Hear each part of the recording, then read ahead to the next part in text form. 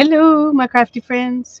If you're watching the replay, I'm going to ply this yarn. I don't know if you can see it. Yeah, I guess a little better like that. Um, and then I'm gonna get some magazines. Harvest images from magazines. That's the other thing I'm gonna do. Oh goodness. Um, okay, this I'm not used to it looking backwards. It looks backwards today. That's weird. Hi, Melody. I'm glad you're here. I'm just going to have to not look at it because it just looks weird. I'm used to it being the direction that you see it and not the direction that I see it. So there's my left hand, and when I'm looking at the screen, it's on the right side, and that's not how it usually is. So I'm not sure what I did. Hi, Teresa. I'm glad to see you. I'm good. I'm good. I'm just gonna ply some yarn, and that will be my spinning for today. And then I'm gonna also harvest some images. Well, I already took them out of the magazine, but I just took pages out, so I need to take the images from those pages and um, go ahead and okay, cut them out. That's it. The images I want to cut out, I need to cut out. Oh goodness, my brain is like, whoa.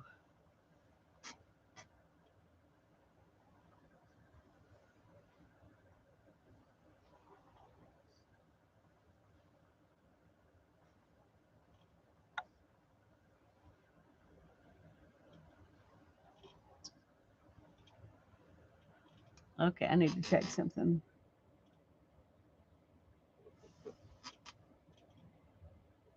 Okay, that is not going to be plied enough.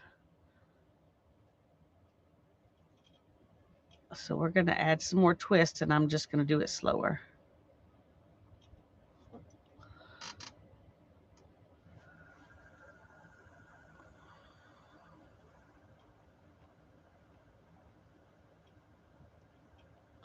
I usually have more distance between my yarn over here and the spinner over there. And so the amount of time I usually spend getting the twist in it is shorter than what I need to do right now because it has longer to travel there. You're waiting to see me paddle my yarn. Well, um, not today, Teresa, not today. I still have to learn how to do it. So, but I will. I will. I'll learn how to do it, and then I will show you.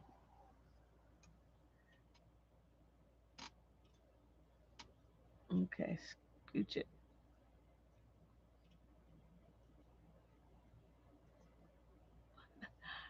Okay, there we go. It got stuck.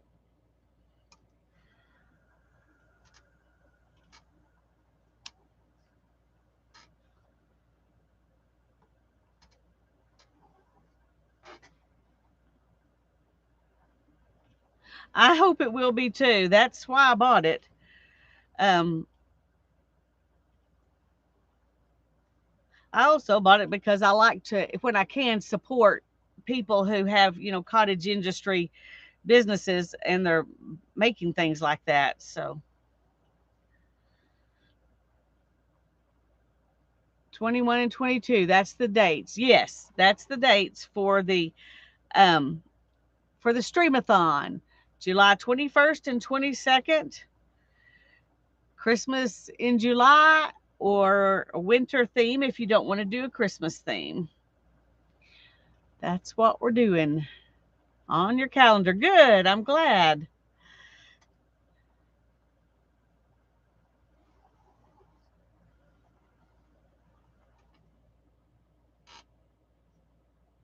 The first little bit, I have to move this more often. It gets a little better as it goes along. After I've done quite a bit, I'll show you what it looks like on the spinner over here. So, hey, Kimberly, so good to see you. I'm glad you're here.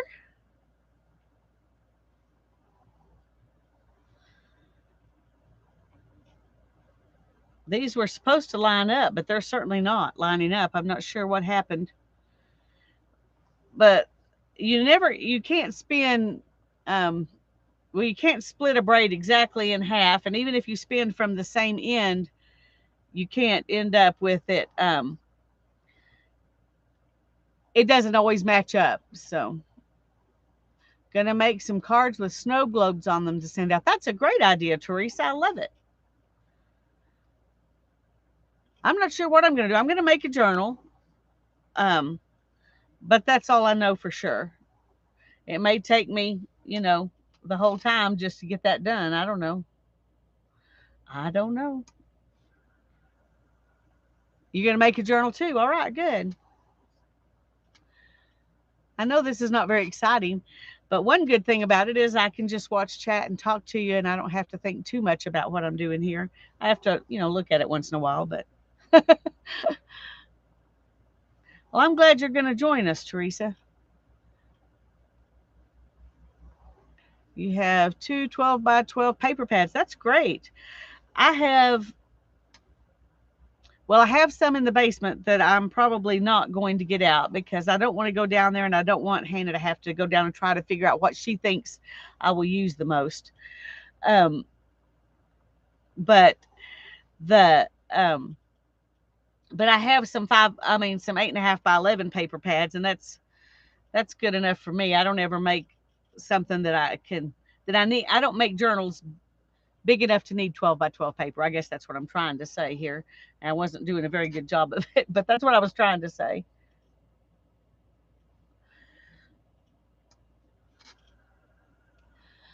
I was going to ply those little bitty little little ones, and then I realized I didn't have enough empty big bobbins to ply onto, so I have to go ahead and empty these two first, and then I can ply the little ones onto these. So,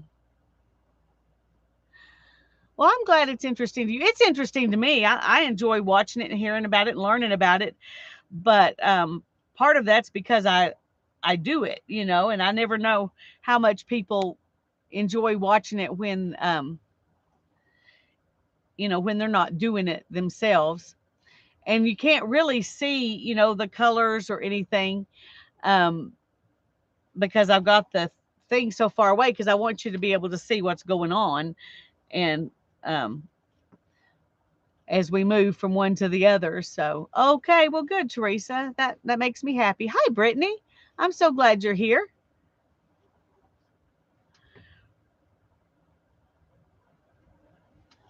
Brittany's working on a really cool project where she's doing collage on a canvas, and she did the background video. I can't remember exactly when the video came out. I just watched it last night, but it came out. It'd been out a few days, I think. I'm not sure I'm not sure when it came out, but I watched it last night. It was really good. I love it.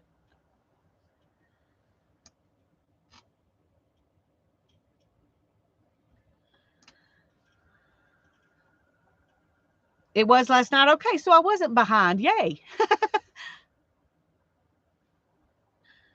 Yeah, it's weird.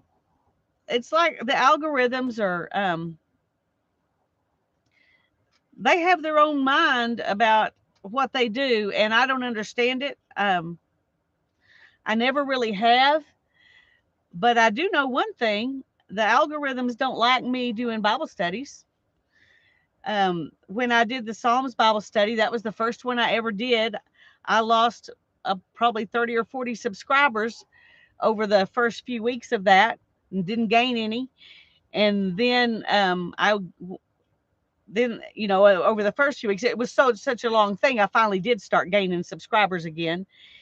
But then I did that Messiah study. Same thing happened. I lost a bunch of subscribers right at the beginning, and it took a long time to start gaining any more.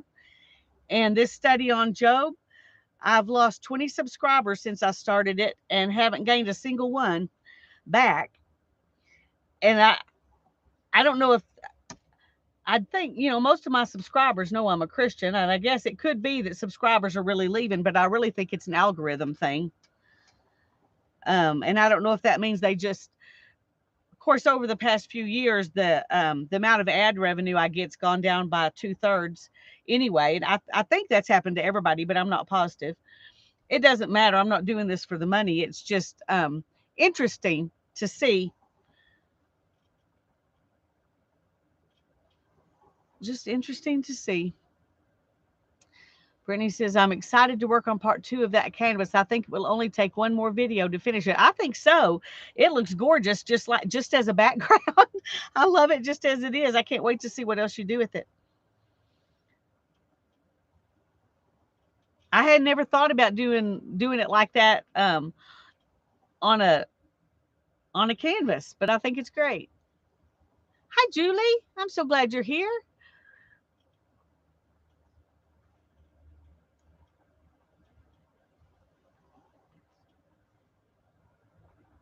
Yeah, you were subbed, but no. Well, that's the way it was with Tanya. You know, I went back in and I was still subscribed to her, but I wasn't getting notifications. I did unsubscribe and resubscribe to see if that makes a difference. I don't know if it will or not. I haven't received a notification if she put out anything, today. So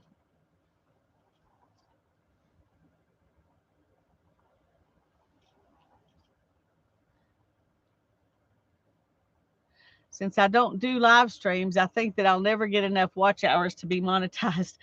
Well, I would say that you will quicker than you think if you keep making videos.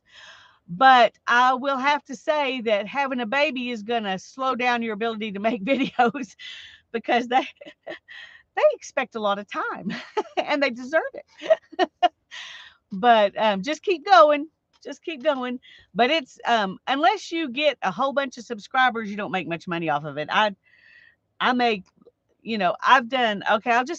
I don't usually say this stuff out loud, but in June I did at least one video every day plus live streams. And I got 3 times as much money as I usually get in a month, and that was $15. So that was a big month. Back through, when I first got monetized, I would get, $15 or $20 a month, but not now. And you can tell because even if I stream the same amount of time, the amount of monetization for that same amount of time is one third as much as it was 2 years ago. So I don't know what's going on, but it's not a big deal to me because, like I said, any money I get is just fun money. It's not something I'm doing as a job. If it was a job, I would be too stressed out about it, and I don't want that. So I'm going to hope to stack up videos and have some to put out during the first few baby months. I hope it does, Brittany. I think that's a good thing to do because we would love to keep having stuff to watch. But if it doesn't, don't push yourself because growing a baby is hard work on your body, and you need to give yourself the time to rest and everything. You're young and healthy, so I'm sure that that you're doing great. But it does, towards the end, you do get more tired. It's like the middle 3 months are probably the best.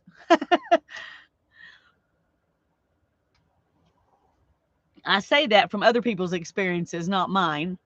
Hi, Sherry. I'm glad you're here. For me, all 9 months were morning sickness 24 hours a day.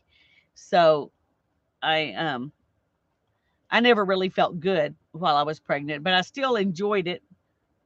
I mean, enjoyed the fact that was going to be able to have a baby, because I was almost 35 when Ethan was born, and there were a lot of years I thought I wasn't ever going to get to have a baby, so I was okay with not feeling great. Unless you get super huge or do flat out stupid dangerous stuff, you don't make any money on YouTube. Exactly, Becky. That's exactly right. That's exactly right. And I'm the same way. I do this because I love y'all and enjoy interacting with you and spending time with you.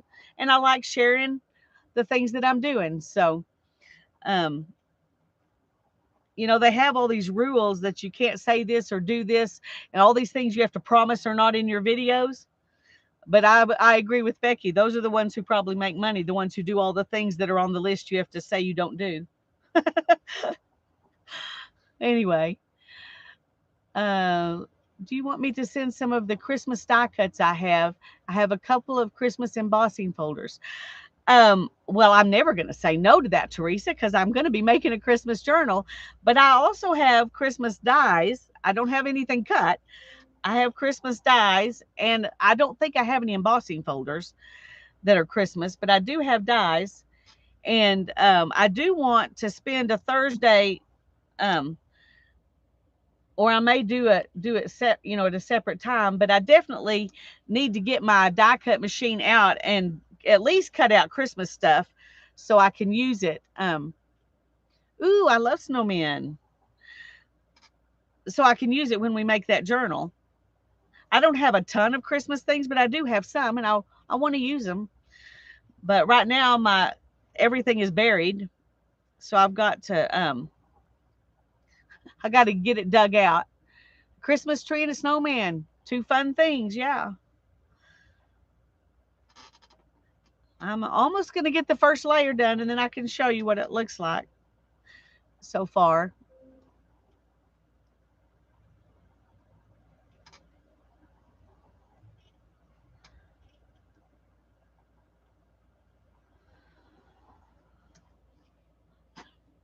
I hoped that notification would go away by itself, but it doesn't.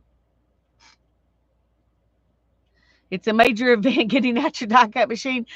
Well, it's such a major event for me, Julie, that it hasn't happened in over a year and a half. I know I haven't got it out since Darren passed away, and it was a while before that, so maybe 2 years. I've gathered some more dies. I just haven't got it out and used it. Hi, Barbara. So glad you're here. I'm plying some yarn. I'm fixing to get to the end of the first pass through on this bobbin, and then I'll show you kind of what it's looking like.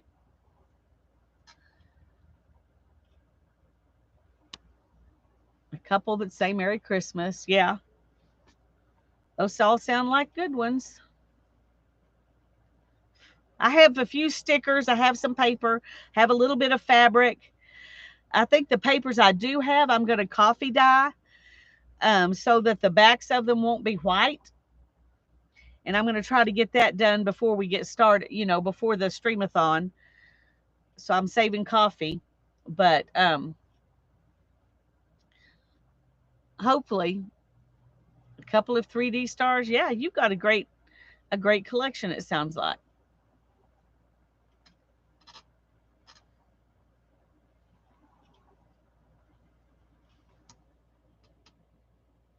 Okay, come on around. Oh, this is looking pretty. John put your chair together yesterday. Yay! Give John a big hug and a kiss and tell him we all thank him. I'm so glad. Hi, Mindy. I'm glad you're here.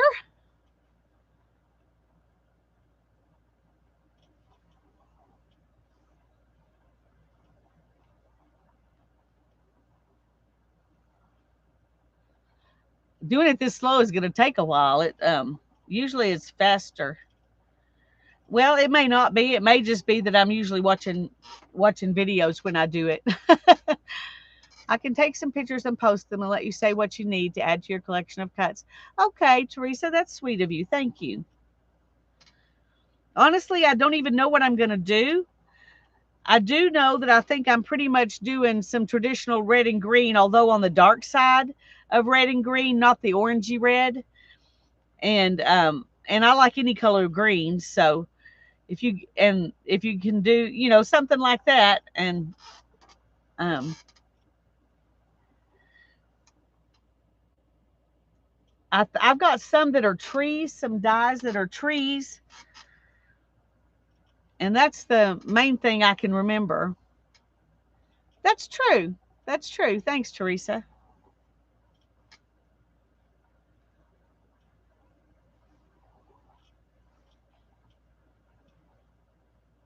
Some snowflakes. Trying to think if I have snowflakes. I think I have a Biggs dye, a really big one of snowflakes that was, they're big snowflakes. I don't know if I would use those or not, but like I said, I've got to dig out my stuff. But I really would like to get that done, so that I can get some things ready to use.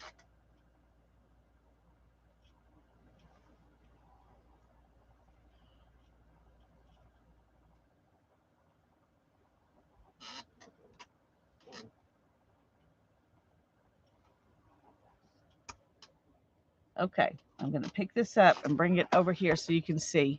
This is what it's looking like so far.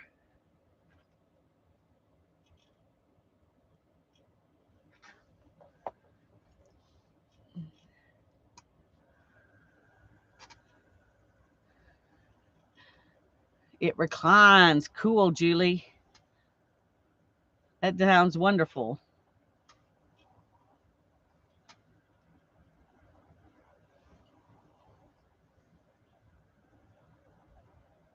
They are real pretty. They're fall colors, which tend to be something I gravitate towards in yarn and spinning. I enjoy spinning these colors, orange and gold, and kind of a maroonish purple and green, an olive type green.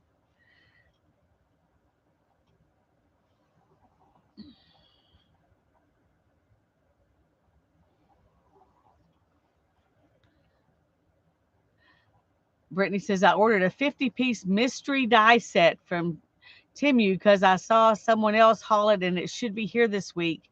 Can't wait to see what I got. They were all random, tiny, cute dies. That sounds fun. You'll have to do a video. Have to do a video so we can all see them too.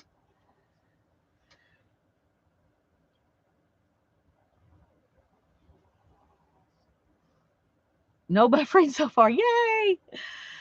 Uh, We'll we'll hope you didn't jinx it. I don't really believe in jinxing, so I'm not worried about the fact that you said something. Of course, now maybe I did by saying that.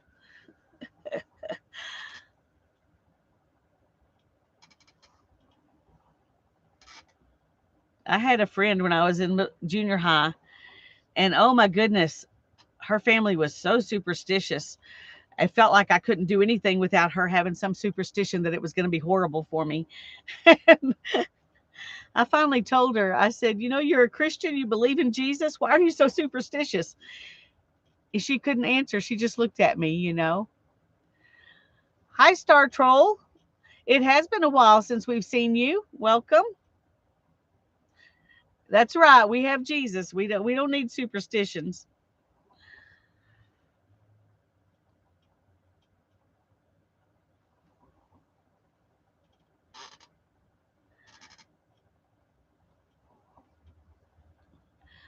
I am I'm trying to remember your name and I've forgotten it. Could you well, you don't have to if you don't want to, but if you want me to call you something besides Star Troll, just let us know. Let us know what it is. I'm not sure if I wrote it down. TJ. Okay, TJ. I'm glad you're here. Welcome, welcome. Tell people you've got on my. Yes, we do have God on our side.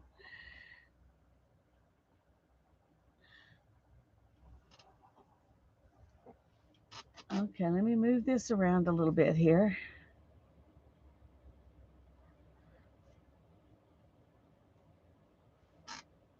There's a little guard hair. That's funny because I haven't seen very many in this. It probably was picked up from something it was sitting beside. Thomas. All righty. Welcome, Thomas, TJ.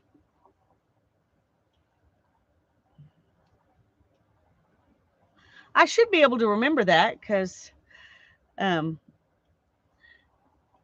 I should be able to remember that name, but I didn't.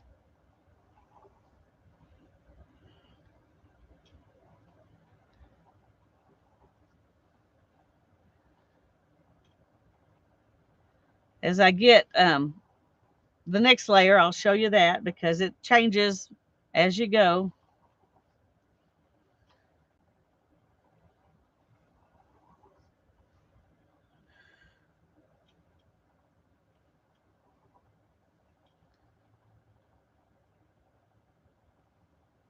And some of these, the singles are barber poled. And so then when you put two barber poled singles together, it ends up looking like a cable yarn.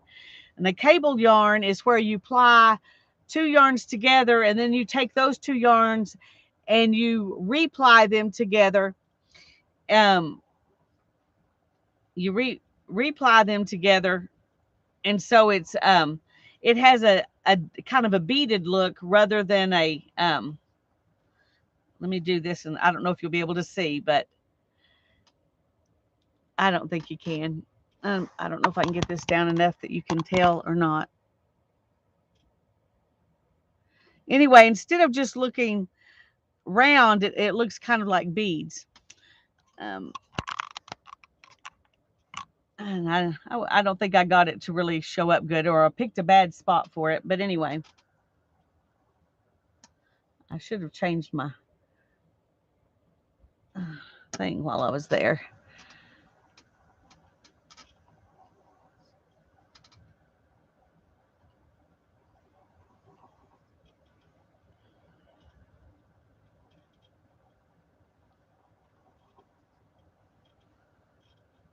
What kind of crafts do you do, Thomas? Do you do crafts yourself or do you just like to watch other people do things? I know people both ways.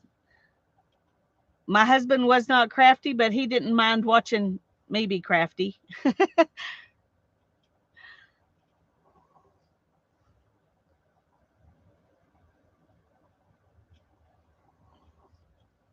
We all like the name Thomas, so we may call you Thomas instead of TJ.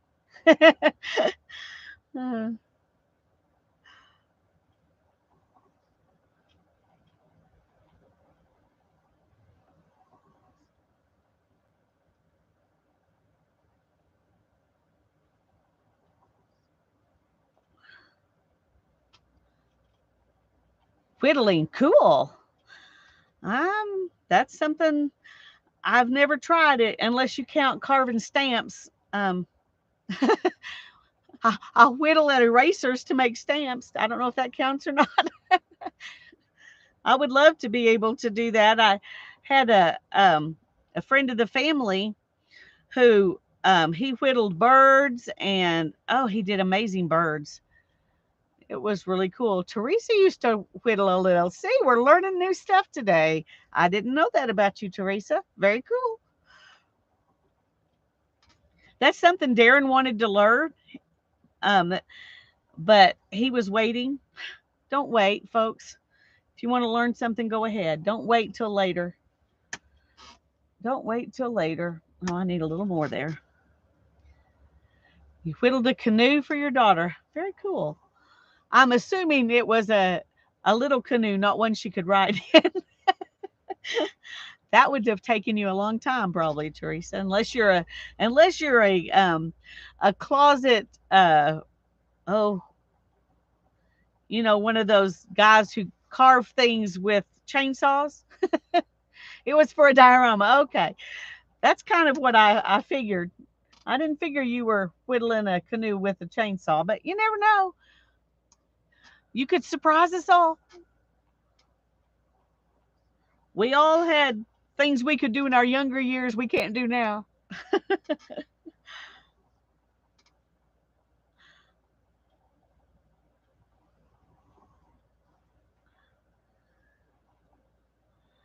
What kind of diorama was it, Teresa?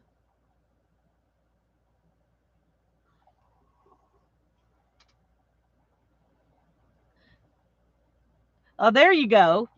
Now that's what I would use the chainsaw for. Yeah, it does sound awesome. I've watched someone do it. It's really cool. You do have to be really strong, so that you can, really control that saw. But it is really fascinating to watch. You wouldn't think they could possibly get the kind of stuff out of it that they do. I mean, I would have thought they would have to come in with other things later, and they may have. I didn't stay and watch the whole thing, but okay. Isn't that pretty? Isn't that pretty? I love it.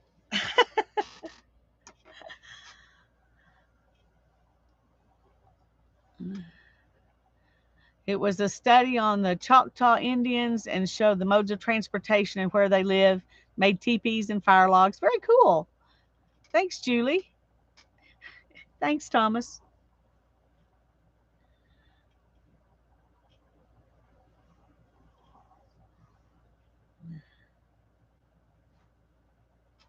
Oh, look at this part right here.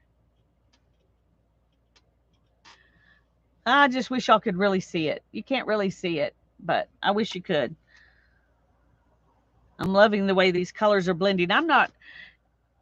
Um I'm not always really big on stripy yarns or barber pole yarns, but I'm really enjoying this.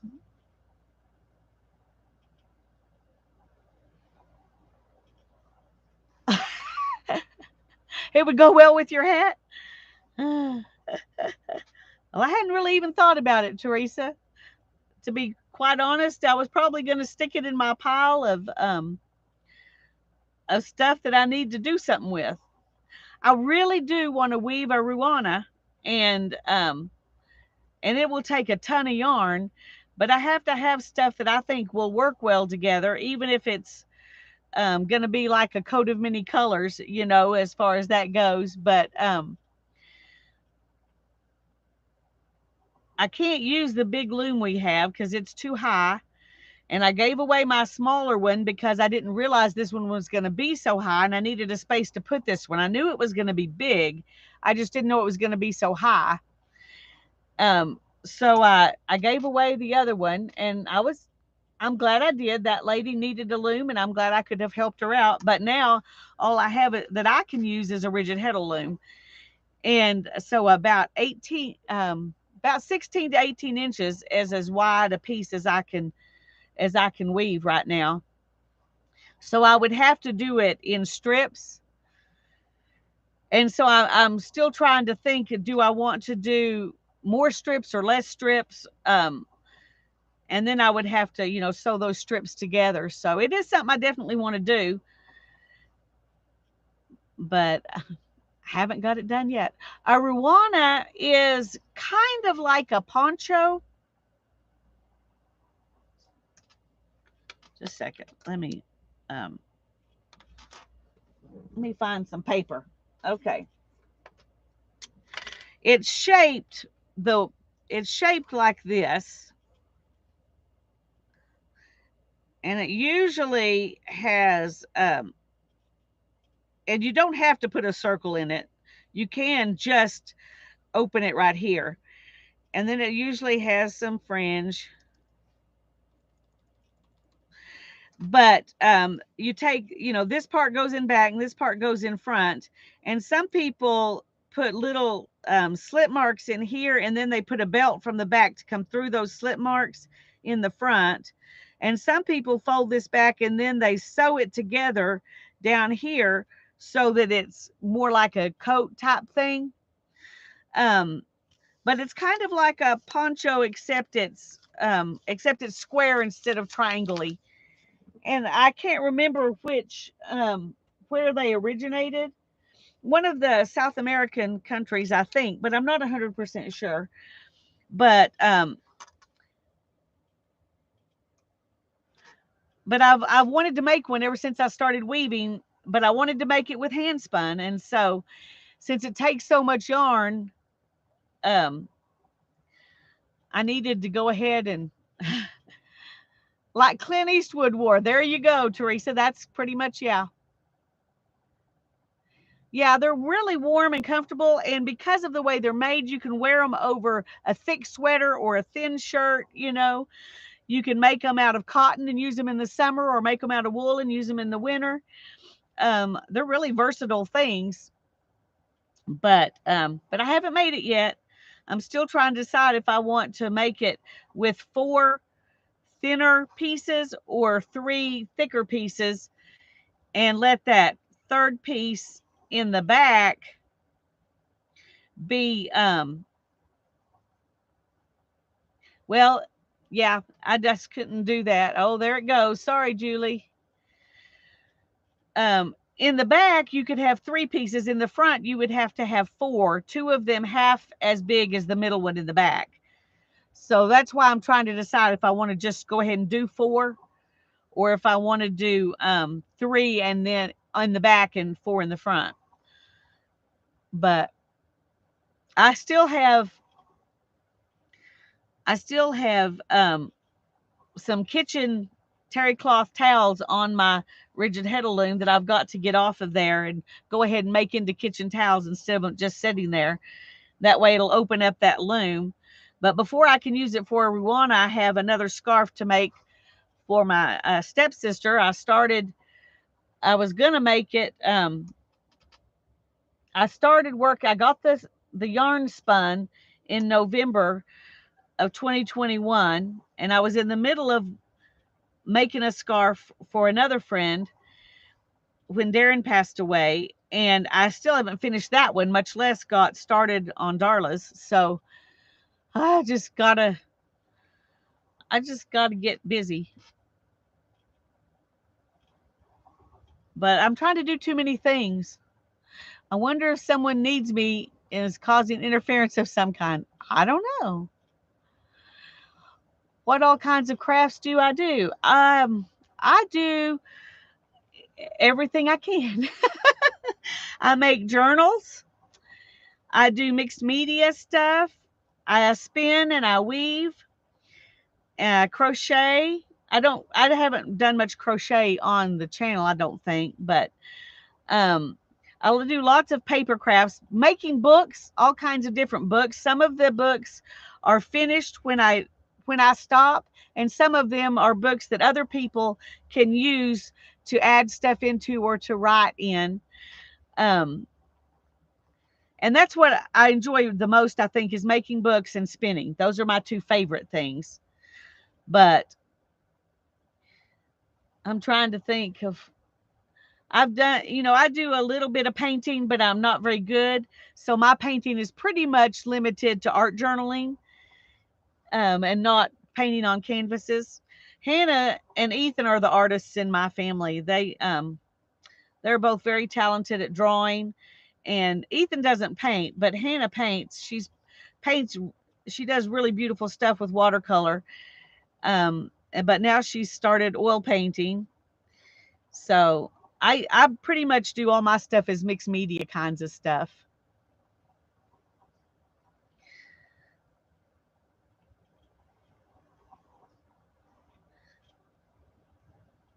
I've got all the stuff together to start doing some encaustic wax work, but I haven't had the chance to do it. Sparrow was in a place where I had to let him in and out all the time, and I wasn't in the mood to get that um, out. And I can't put up my screen over my doorway, which is what my plan was when I started all this. I was going to put a screen, one of those kinds you can buy at Sam's, that you just Velcro up. I mean, you put the outside up and then you Velcro the inside to it. But Sparrow would tear that thing to pieces, and it's just not even worth doing right now. So I'm gonna have to. I've got me a bug zapper. Ethan is he loves to draw things like giant robots and anime, that kind of stuff. Okay, I have a question for you, TJ. Are you Hannah's TJ or are you another TJ? Since you know about Ethan, it's making me wonder.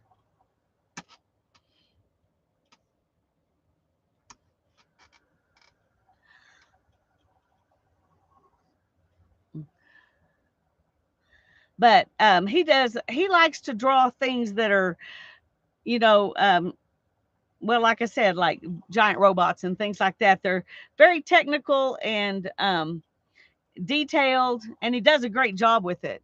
But you are Hannah's TJ. Well, welcome, welcome. Okay, everybody. Star Troll is my sweetie daughter's sweetie. He's her friend. I'm not sure what they're calling each other right now, but anyway, um, we're glad you're here. Does Hannah know that you've jumped in? Thanks. Hannah's TJ's in the house. Yeah, watch your language. That's right. Y'all watch your language anyway. You're good at that. Everybody here is nice and treats each other with compassion and helpful encouragement. So,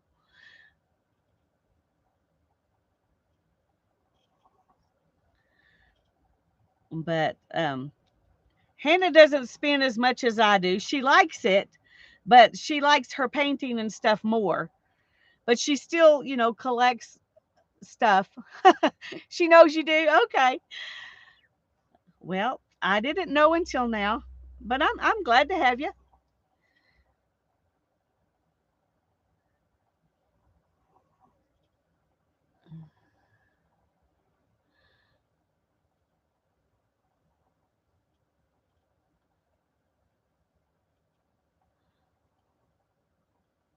Okay, I missed what Teresa's talking about.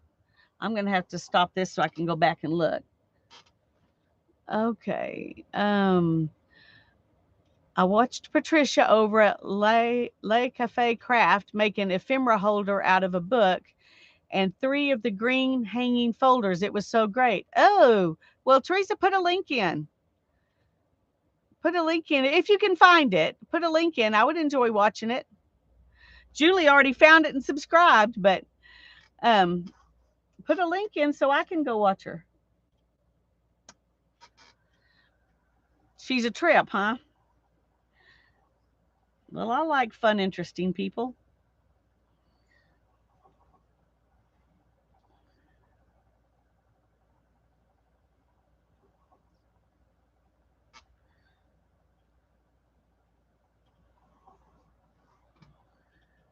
Oops, got a got a piece there.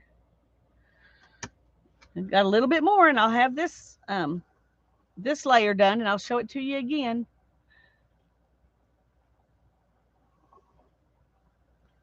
I made a mistake the first bunch of yarn that I made, and this is one reason I haven't made the Ruan out of it.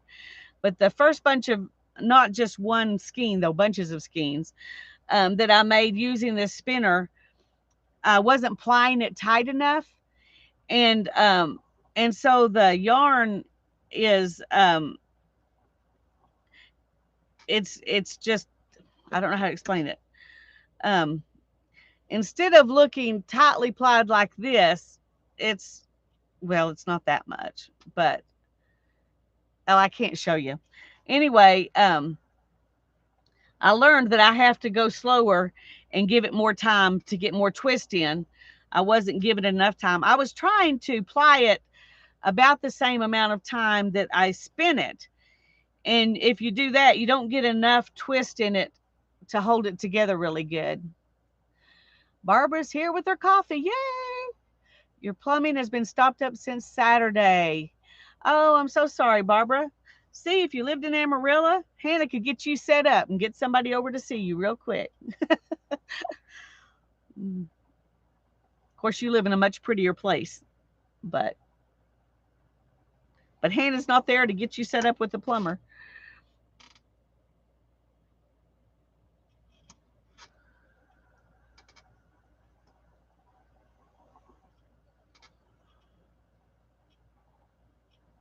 Oh, thanks for sticking that in, Teresa and Julie. I appreciate it. I'll well, actually I'm gonna do it right now so I don't forget. Open it up in a You were just thinking that, yeah. Yeah, yeah. She's getting really good at her professional customer service voice. When she had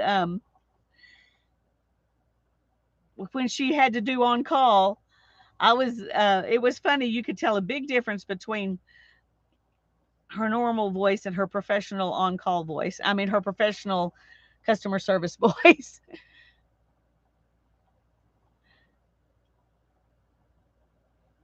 The be sometime between immediately and 6 p.m. Yeah. Well, that's actually not bad. Um, I know at Frank's they usually give you like a this morning or this afternoon. But then if the person in front of you takes a lot longer to get finished than they expected, you end up having to wait longer. So that's a huge time window, yeah. But some days that's all they can work with because of just you never know what um how long it's going to take. I had to tell y'all a little something about TJ. He's studying to be an electrician. Very vital, and I think that's really cool. You're an emergency and they're fitting you in. That's great. Okay. Well, come back when you can, Barbara.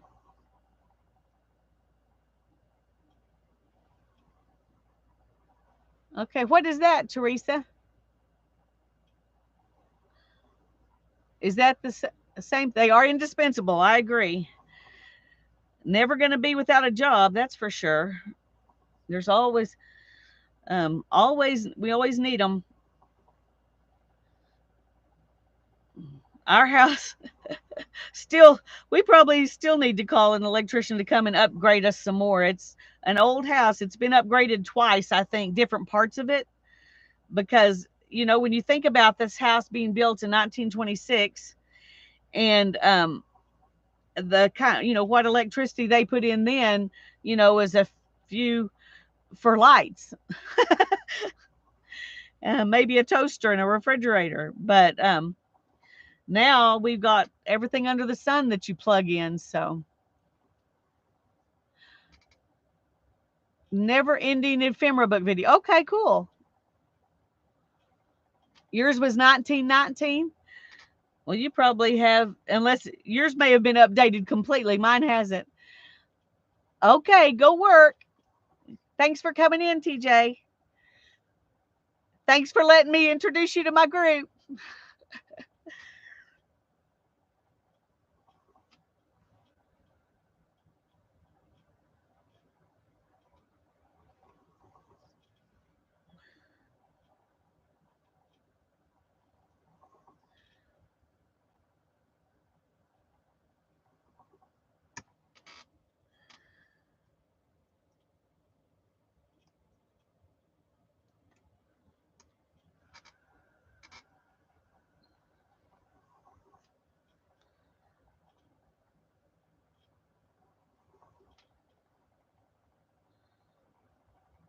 I'm almost to that other end, and then I'll show you what this layer looks like.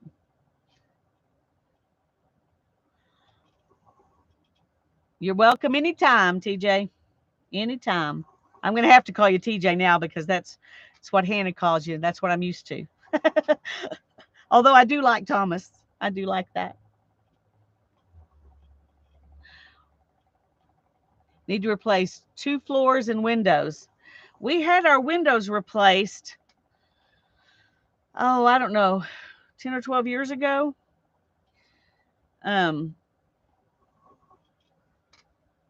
but we need new gutters. We need new gutters. That's what we need. More than anything else, we need new gutters. Oh,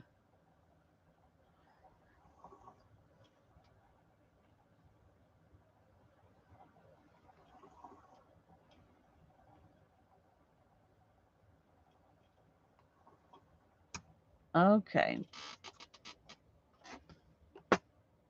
This is what it's looking like now.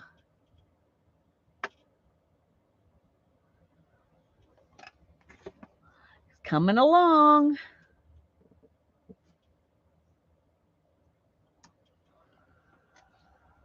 Owning a house and the never ending things that need to be fixed or replaced. That is true.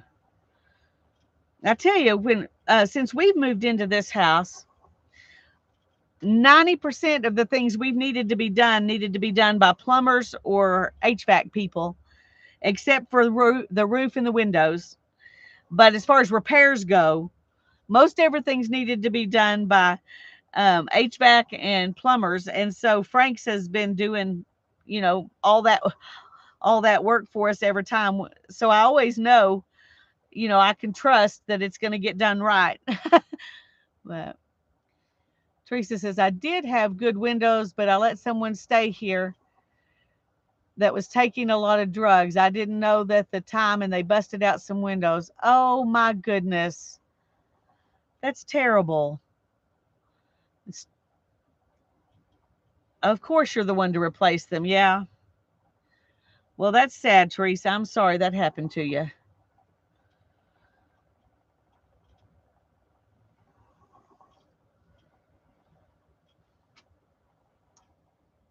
Okay, this is that same kind of cream and purple, pinky purple. That particular combination, I'm really, really liking. That I've got to keep that in mind because I never would have put it together. It's it's kind of a olive cream and olive green mix on one strand and a purpley cream mix on the other strand, and so it's going. They just look really good together, and I guess um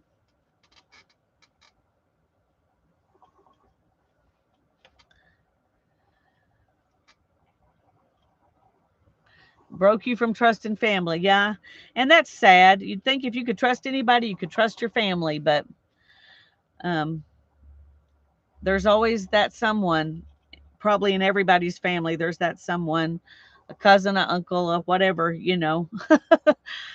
But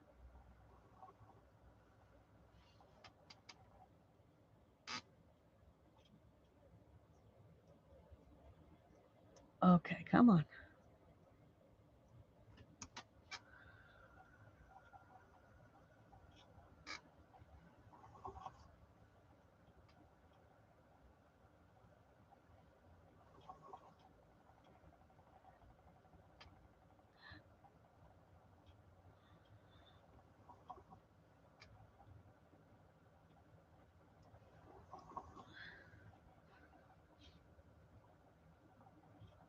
Okay.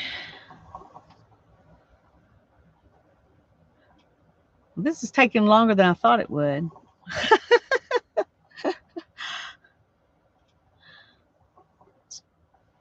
Have to earn their trust back. That's right. That's right.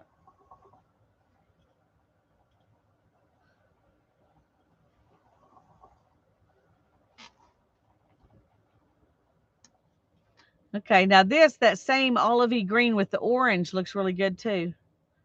It tones them both down a little bit.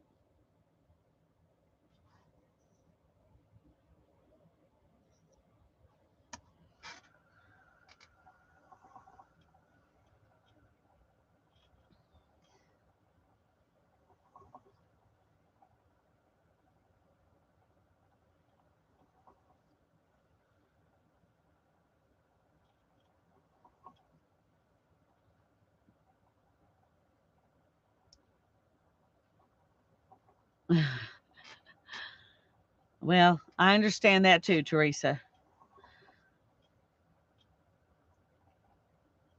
There's a big difference between loving and forgiving and trusting. There's a big difference. They don't always come together.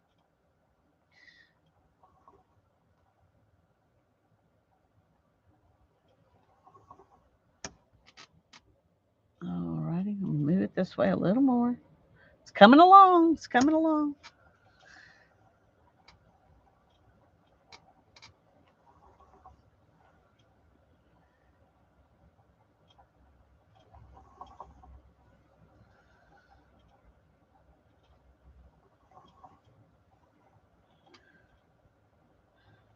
I'm not sure if I'll be able to get my die cut machine and dies out for this Thursday.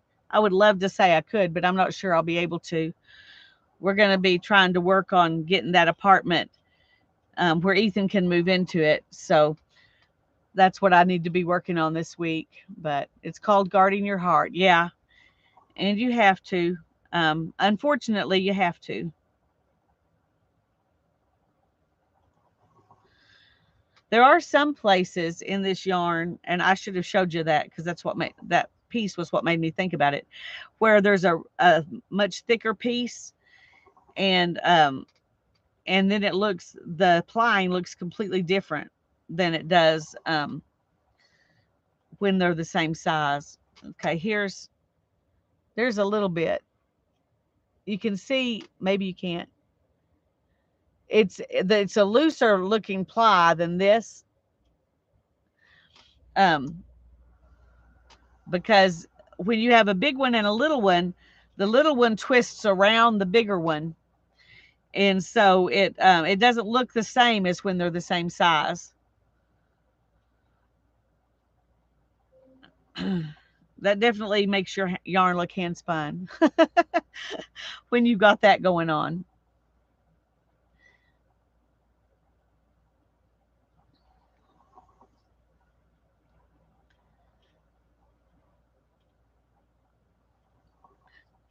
Today I put Sparrow out, and he he went outside just fine.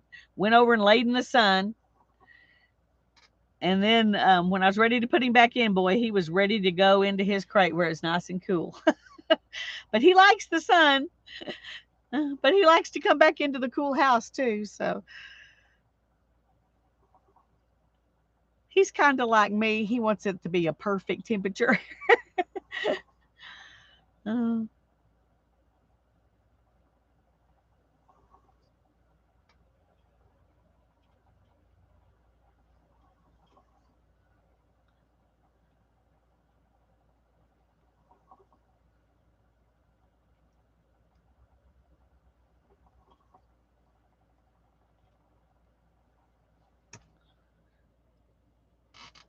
okay.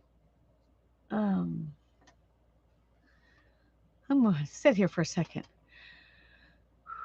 During the time they were here, they destroyed the heating and air conditioning unit, busted out 3 windows, tore a very expensive thermostat off the wall, and threw something that looked like, oh my goodness, Teresa.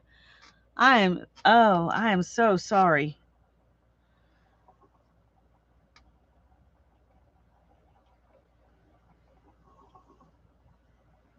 Is that while you were staying with your brother that all happened?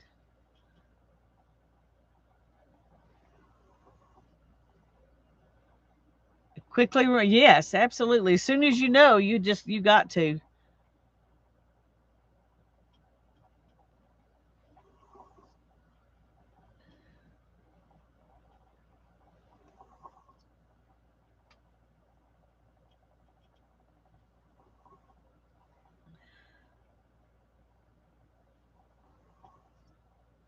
While you were staying with your mom, taking care of her. Okay. Oh, that's horrible.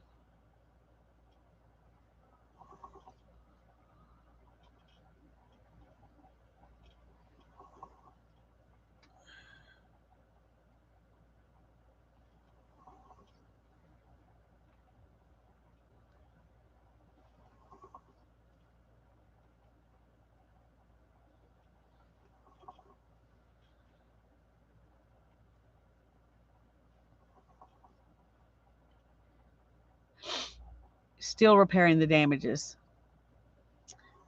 Oh.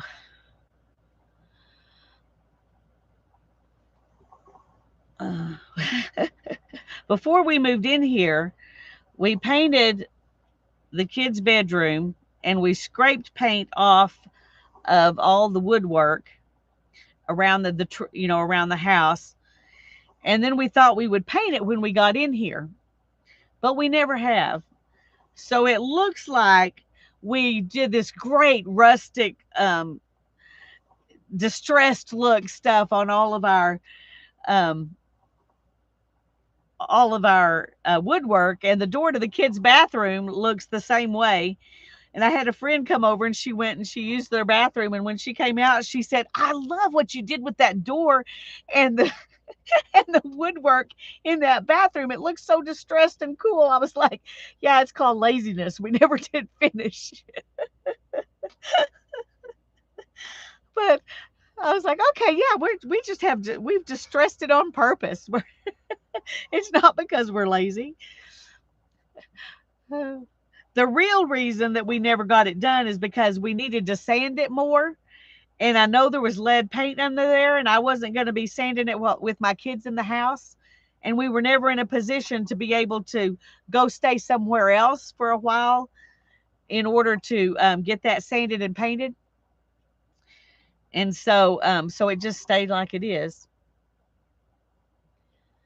Um, Maybe sometime I'll be able to get somebody to come in and do that now that my kids are not babies anymore. But even when they're, young, you just don't want them exposed to that. So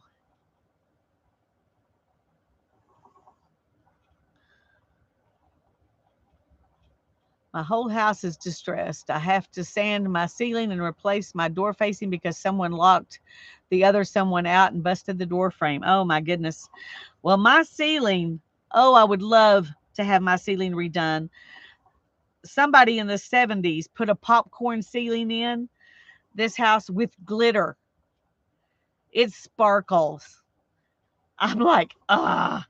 When Hannah was little, she was sad because my bedroom has a sparkly ceiling, but when my grandparents moved into this house, my aunt and uncle painted the ceiling in that bedroom that Hannah uses. So she doesn't have a sparkly ceiling. And she was really sad when she was little because she wanted a sparkly ceiling. I was like, yeah, you'll grow out of wanting that. Oh, dear. So I still lay there sometimes and look at that ceiling and think, oh, what were they thinking when they did that? Yeah, I understand, Teresa. Let's move on and think happy thoughts. Glamour coat. Well, they glamorized it for sure. The lady who lived here before my grandparents moved in, she had all of there's paneling on all the walls because the plaster was breaking and she didn't want to pay to have it replastered, so she just paneled the whole house. And then she painted all that paneling. Um, no, the paneling was a very, very dark brown. Um, I mean, literally dark, dark brown. And everything, woodwork, everything that wasn't paneled, she painted a dark chocolate brown. And and that's what we were scraping off was all that dark chocolate brown. When my grandparents moved in, they repainted the paneling cream so it wouldn't be so dark. But they left the chocolate brown woodwork. So anyway, I'm sure that she thought it was beautiful, but it was like a cave. I'm glad my grandparents, repainted it all cream so that I wouldn't have to do that except for the woodwork. But when we were taking the paint off the woodwork, there were literally 5 or 6 different colors of paint. It was white and then cream and then green and then I can't remember what all, but there were under the brown, there were at least 5 or 6 layers of paint. It's an intense job. We never did get down to bare wood. We just had to stop and sand, and that's why we haven't finished it because we knew we would have to stop and sand. And now I can't physically even do it.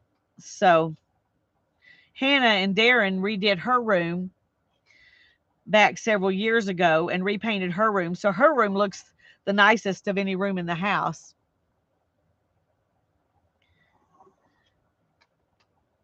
We painted the room that's Ethan's room before we moved in. It was a playroom. And we painted it well, the color turned out not to be I thought it was going to be a sage green, but it turned out to be brighter than that. Um, but we'd already bought the paint, and we didn't have money to just go buy more paint, so we went ahead and painted it that color with white trim. Um, I mean, at least it looked clean, but I have never liked that color, so it's going to need to be repainted. When Ethan moves out into the apartment, maybe Hannah and I can do that. I might could paint something if I don't have to do a lot of sanding, but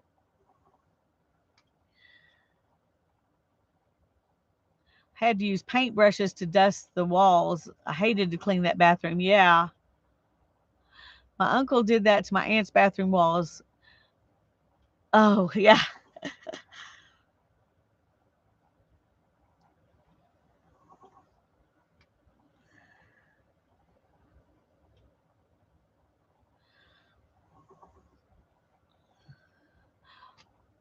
When was it that your house burned down? I mean, obviously it was not the house you're living in now, but um was that early in your marriage, or I can't imagine. No, honestly, um dog needs to go bark. Okay.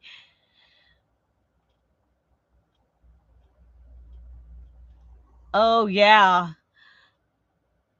That is hard work, Barbara. My kitchen, part of the my aunt and my mom put wallpaper in the kitchen when my grandparents were moving in, and that was in 1990. Anyway, that wallpaper is hideous. I mean, it wasn't bad wallpaper, it's just in hideous shape. It's coming off in certain places and greasy in others, and I really would love to just take it all down and do a Venetian plaster kind of thing on those walls. There's not a whole lot of wall in there because it's a tiny little kitchen that's mostly cabinets, but I just don't see myself having the energy or wherewithal to do that either. So I don't know, Julie. Much better in our journals. I agree. I agree. Oh, when you were a kid. Okay. Okay. Well, my parents redid their kitchen because it was still all original. Their house was built in 1926 also. They took out the original cabinets and had cabinets built to put in and redid the walls and all that stuff. I think it was like their 25th anniversary gift to themselves. And my mom wanted wallpaper in that kitchen. And my dad was like, I hate wallpaper. I don't want wallpaper in the kitchen. And mom said, we did it your way for the first 25 years. I want to do it my way this time, this one room. And so that one kitchen and dining room has wallpaper. I don't know how she feels about it now, 25 years later, if she still likes that wallpaper or not.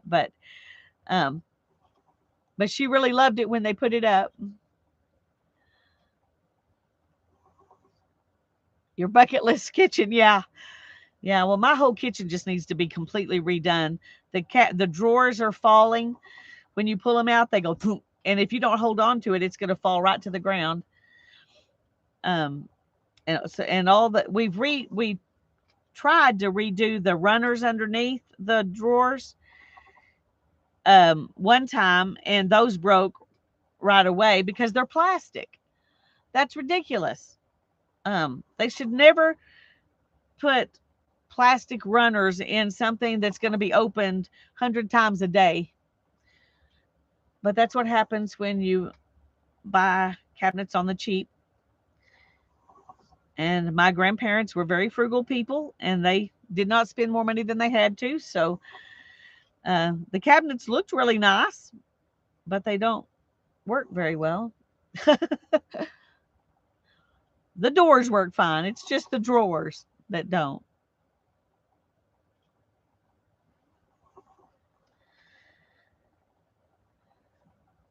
Anyway, while I would like it to look nicer, I'm beyond being able to do it myself, and can't imagine affording to have someone come do it. So it's going to stay like it is for a while.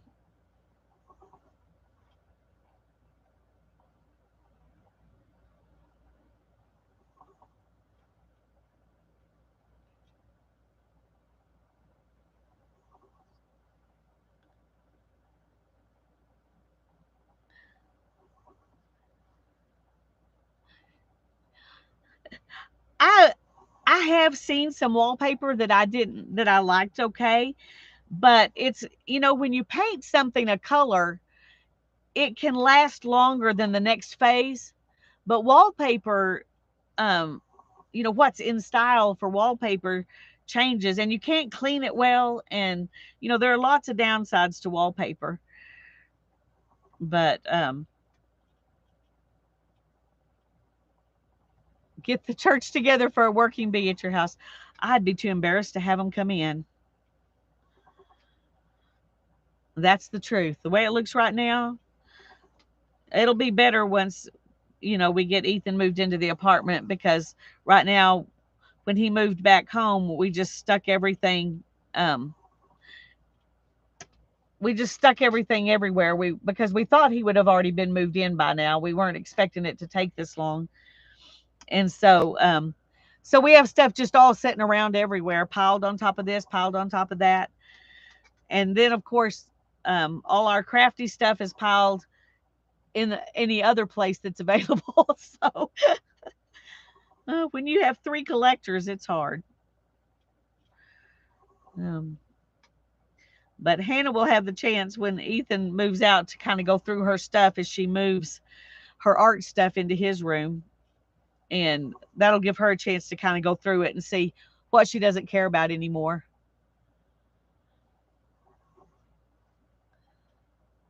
It's easy to say, but never have the courage. Yeah, me either. Me either.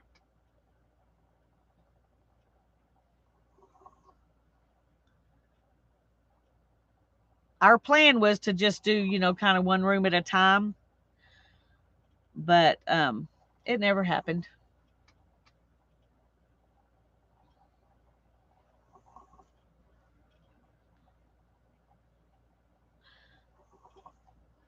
I had a cousin. Well, I have. I mean, she's still my cousin, but her and her husband love to flip houses. And they buy a house, and they've got like six kids. I don't know if they're still flipping houses after they only had two when they were doing that, and they lived here. They moved to Oregon, and so I don't know if they still flipped houses in Oregon, but they would buy a house and they would move into it, and then they would work on it, and they would get it really pretty, and then they would sell it and buy another one, you know. But I'm telling you, they had energy compared to me. I don't have enough energy to even think about doing that. And Darren said, if I worked that hard on a house, I would stay there. So he wasn't into the flipping houses thing. We like to watch those shows though where they do that. Um,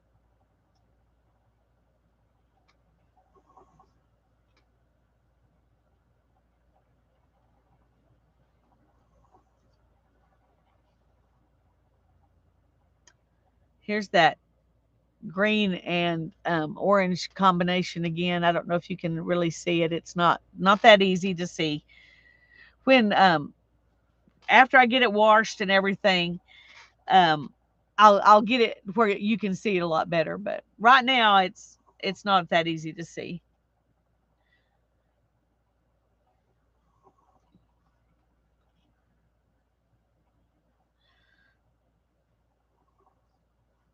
All of the yarn that I spun on my wheel is at least twice as thick as the yarn that I spin on this, because that wheel just really wouldn't spin thin yarn. It wasn't made to, and it wanted to spin. It didn't have a high enough whirl ratio to spin really fine yarn.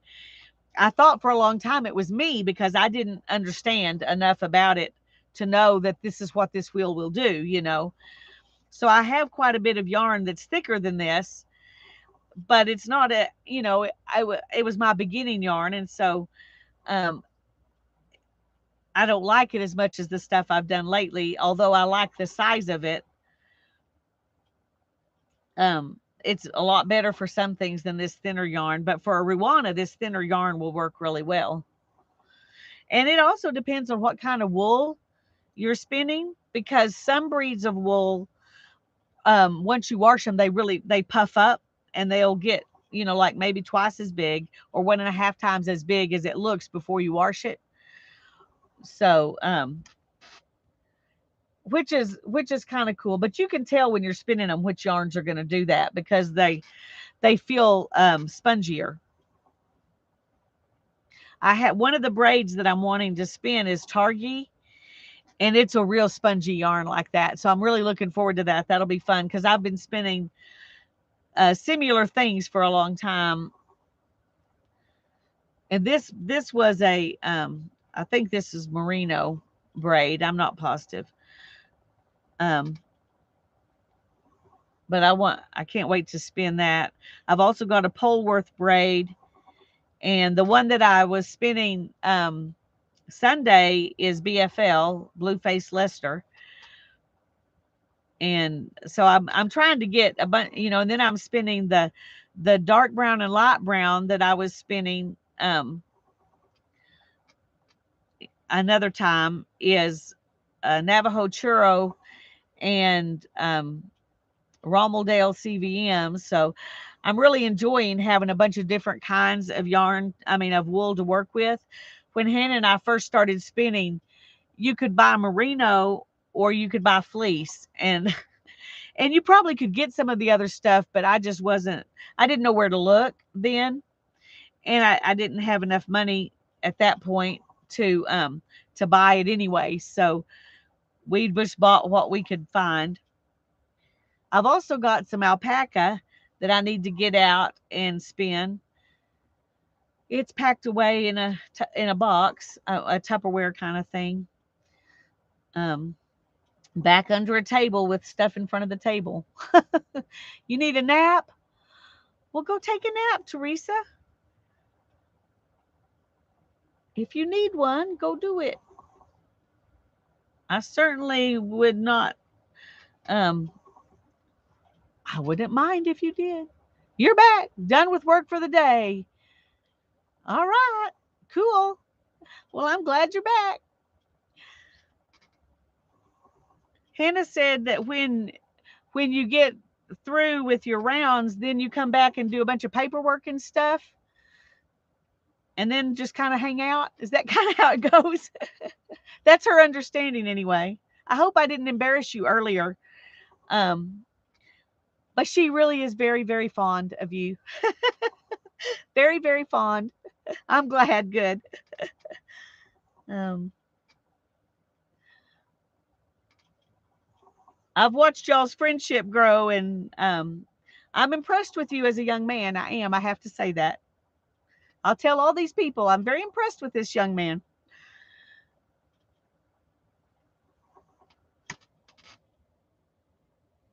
Okay, let's move on a little bit more. Sometimes I worry I'm not going to be able to get it all on here. You're supposed to be able to get 8 ounces on one of these spools, but I can probably get 8 ounces of a singles on there. But once I ply it, it doesn't spin as tightly to the bobbin when I ply. I'm probably just not doing something right.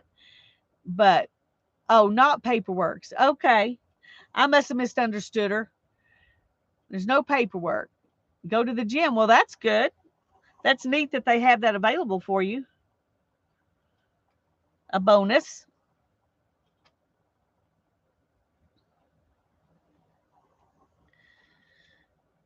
But I have been able to get 5 or 6 ounces on one of these bobbins plied, but I had to work really hard to do it. So I usually just do skeins that are about 4 ounces, and then I don't have to worry because I know that they'll fit.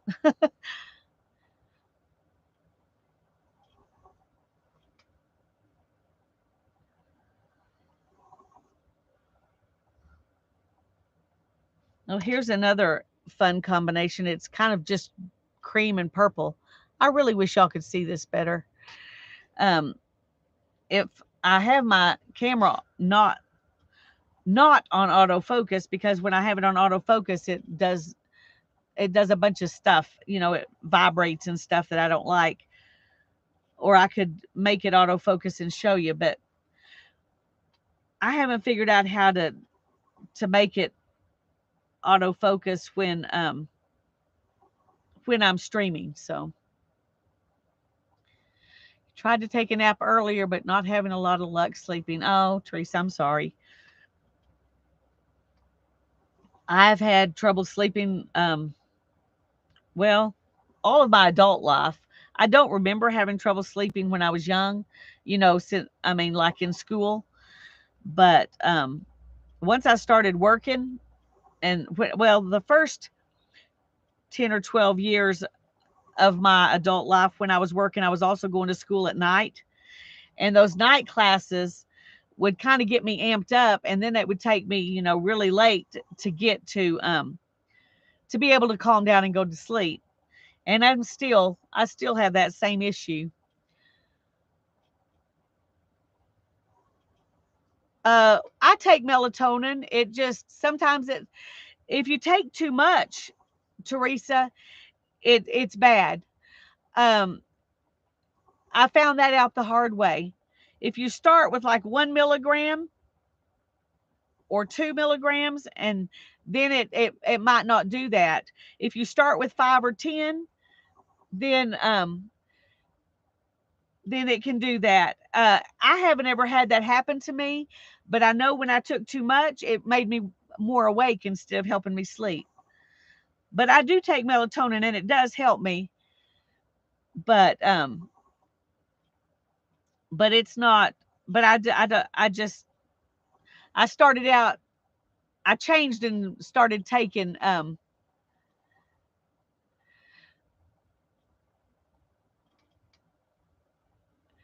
catnip tea is a natural sedative for humans. That is, it's not for cats. I don't guess. Well, that's good to know. It was the lowest dose that will help. Okay. Well, I'm sorry about that, Teresa, because it is one of the few things that you can take that, don't have side effects and that kind of stuff. Um, valerian, valerian is another herb that helps you relax and be able to sleep. I don't know if you may have tried that already too, but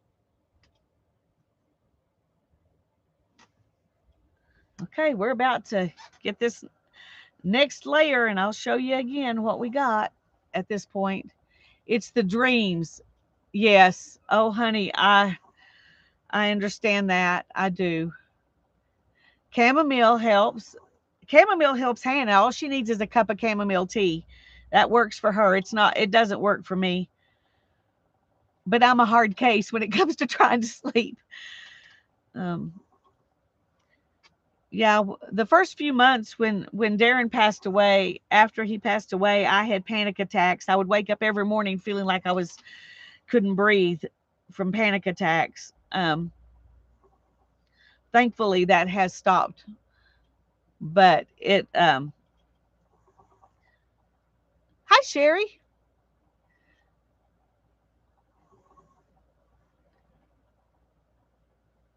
But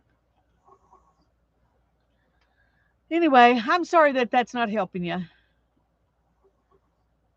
Oh, goodness. That breaks my heart, Teresa.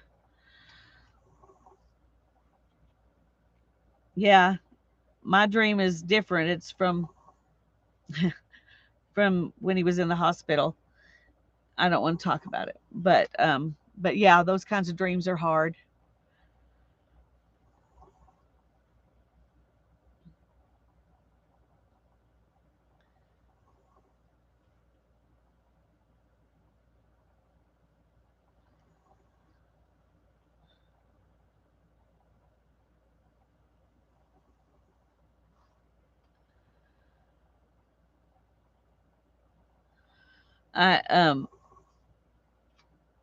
I I don't want to talk about the dreams that I had, except there was one reoccurring dream I would have where I would see Darren and he would reach for me, and just as I almost touched him, he would disappear.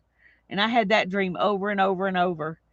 And I'm grateful that one's gone too, because that was just made it all fresh again. I hope and pray you will get relief from your dreams because it is hard.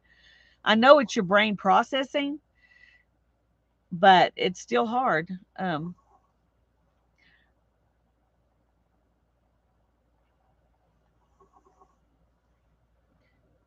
y'all remember back when a few months after Darren passed away, his oldest brother had a heart attack and he recovered, thankfully. But his wife still has dreams about that. She still wakes up in the night to check and make sure he's there and he's breathing. Um, it's just, I guess it's, I don't understand dreams, but that's hard. Oh, okay, here we go. That's what it looks like now. It looks like both, mostly what you can see is the orange and the purple, but there really are other colors in there.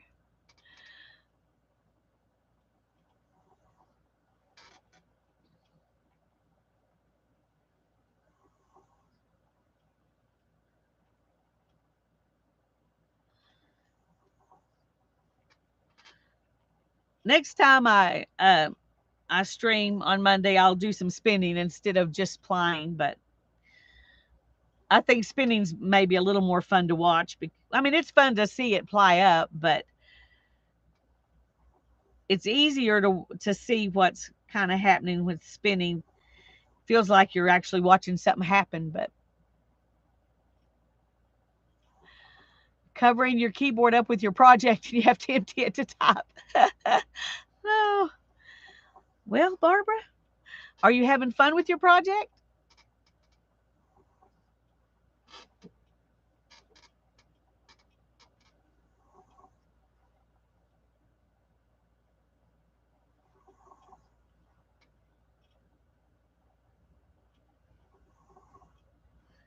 Good. What is it? Tell us. Can you tell us about your project? Uh,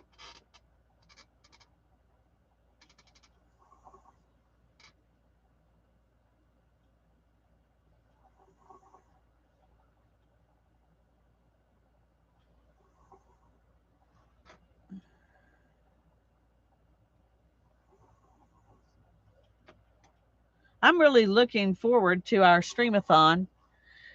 Ethan, Ethan, um, wanted me to watch a movie with him that happens to be coming on Amazon Prime the same day I'm streaming, and so I told him that I could watch it in the morning, you know, after we get Sparrow out and after I take Hannah to work, unless she's driving herself by then.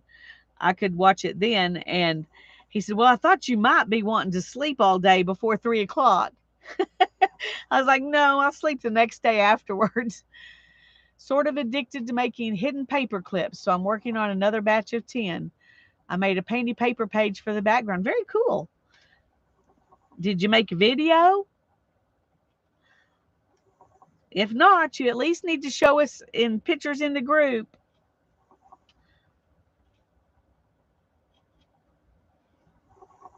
I know sometimes it's nice to not have to put everything on video, but I think you should make more videos, Barbara. You do great videos and great projects.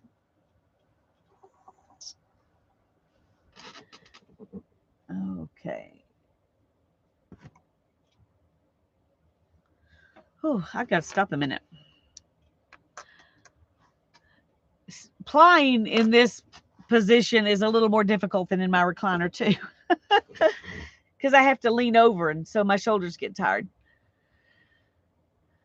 I thought I was going to get this finished real quick, and we could work on cutting out magazine stuff for collage. But oh, TJ, that's the other thing I do is collage. I love collage. I didn't tell you collage, but I love collage.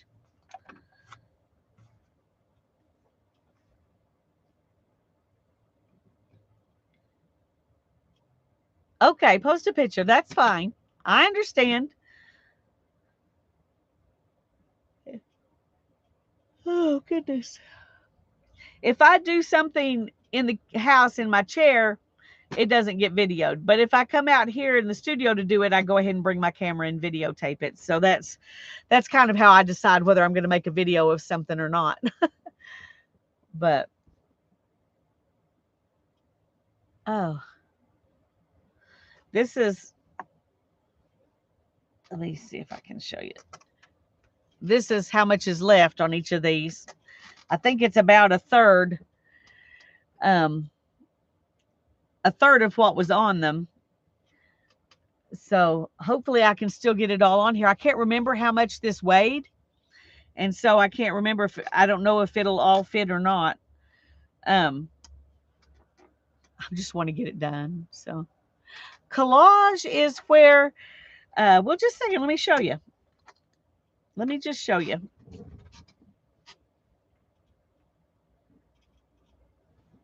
Find where I stuck my book.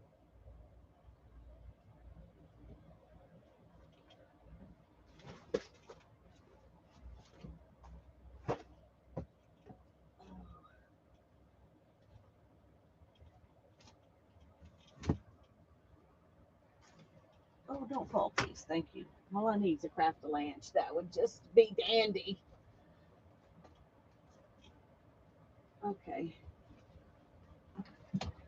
Well, I can't find that book, but here's some little books where I've done some collage.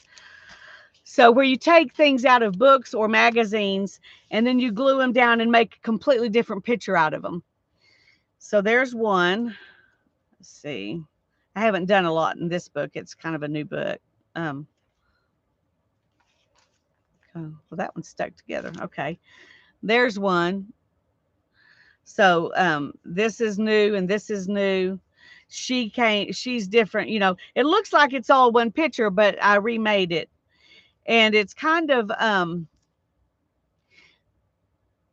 sometimes they can be kind of surreal like this, and sometimes they just are fun like that. And sometimes you're making whole new worlds.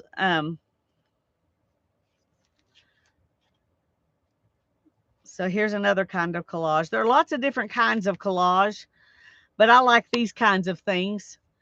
Where you take like this one, where you got this big elephant in the background, and these people completely clueless about it. Here's one where I took a landscape picture, and I put in a grumpy fairy and a shining knight. So there's one where I took, this is one picture, this is one picture, this is a picture, and this, and you put it all together. So, hi, Sharon. I'm so glad you're here. This is collage. Anytime you take different images and you just glue them on top of each other, it's collage. There's also this one is, it's paper and different painty papers and things cut out in shapes and put down. There's some watercolor back there, and then this is an image out of some wrapping paper. Let's see. Here's one. In this book, I've done some painting and stuff, and then I'm adding the collage on top of it. This is wallpaper back here. This is wallpaper. This is paper from a piece of stationery. This is wallpaper. This is a piece of my jelly print. This came out of magazines, these and this. And this is part of a jelly print. So collage can pretty much be anything you want it to be. You can do it with fabric. You can do it with anything. Sometimes it's not a scene at all. It's just things you like that you put together. This is wallpaper. It's a textured wallpaper. And here's, sometimes you make whole new worlds. This is one of those where all of these are different elements that are put together. And then there's more where it's just a background of papers, and then I put a focal point on top. This one has some fabric in it. This one has several kinds of fabric in it, and then some painty paper, and this one has a napkin and some painty papers. So there collage can be a lot of things. This one has, this is an old newspaper. This is out of a magazine. This is scrapbook paper. This is out of a magazine. This back here is out of a book. And then I painted the tree in. So that's a little bit. There's a well, let me show you something else that is also collage, but it's more mixed media collage. Well, I guess that is too, but anyway, if I can find it that I can reach, yeah.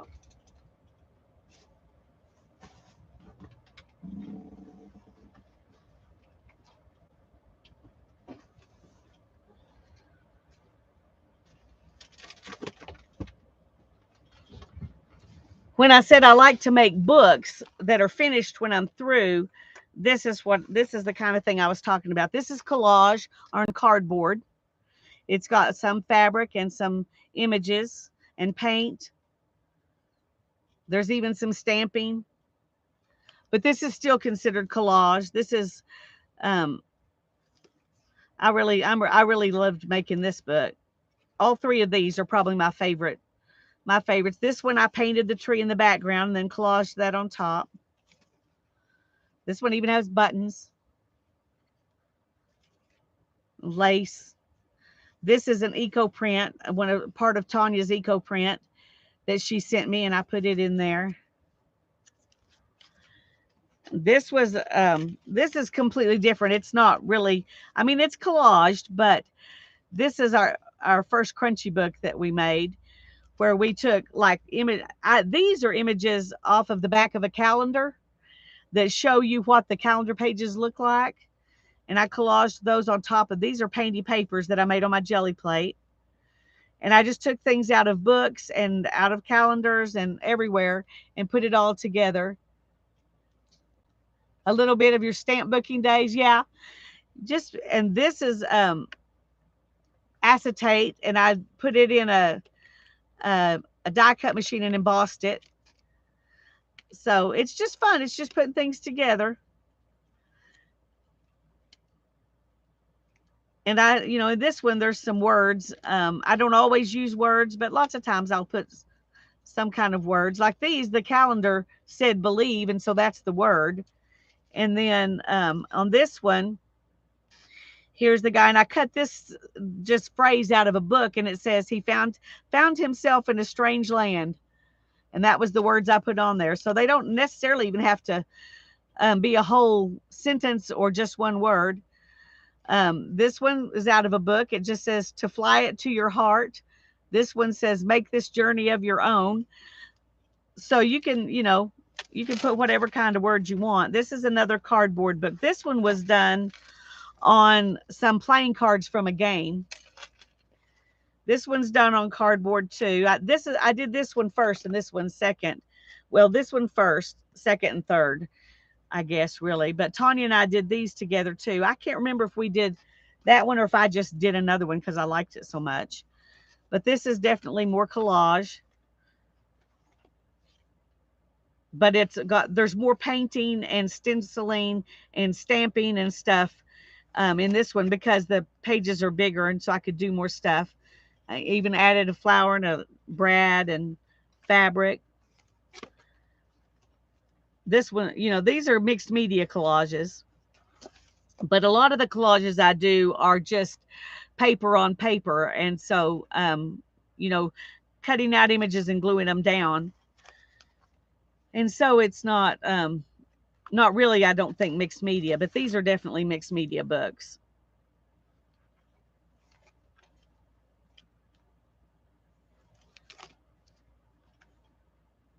That's a button from my grandma's button collection.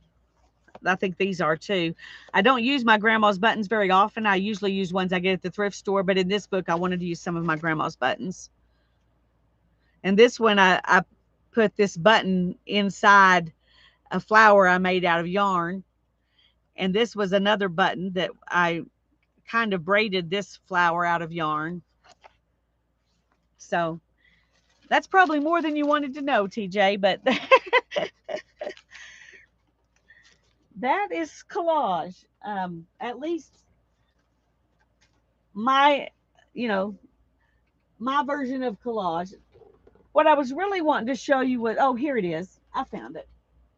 If I can get it out without making an avalanche. Let's see. Oh, wow, it worked. This book is what I'm wanting to cut out images to use in. Weather is heavily raining and killing your data. Oh no. Okay. Bye-bye. Well, I won't bury it. Well, I'll go ahead and show if there's someone else who hasn't seen this, but thanks for coming in, TJ. This is the book I'm wanting to cut out my images to use in this book. This is one that I added in. I think that's one of the last ones. I haven't added anything to this one. This one, it's a little harder to tell what I added and what was already there because they look so much alike. Um,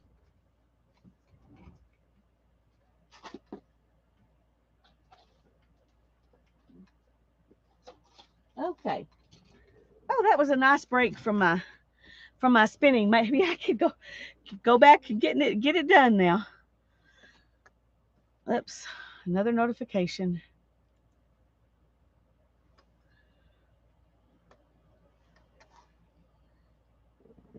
All right, let me move that a tiny bit. Okay.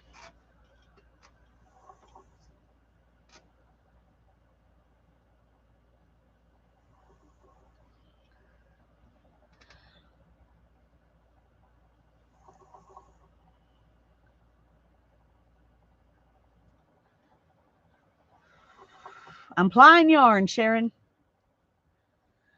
This is my spinning for today. I'm doing the Tour de Fleece, which is spinning all the days of the Tour de France. I'm assuming the Tour de France is still going on, even though they're having all the horrible violence going on over there. I haven't looked to see, but I'm assuming the Tour de France is they're still running it, but I don't know that for a fact. But we're still doing Tour de Fleece. I'm just praying for the people in France. That's really horrible.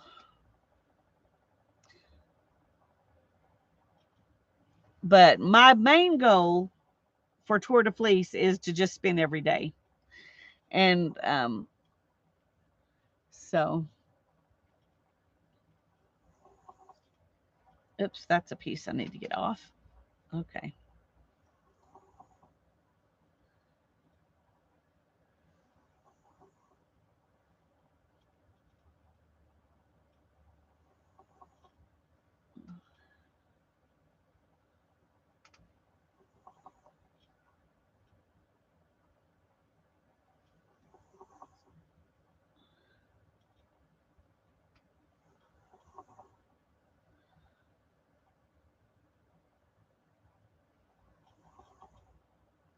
Oh, thanks, Sherry, for putting in Tanya's video.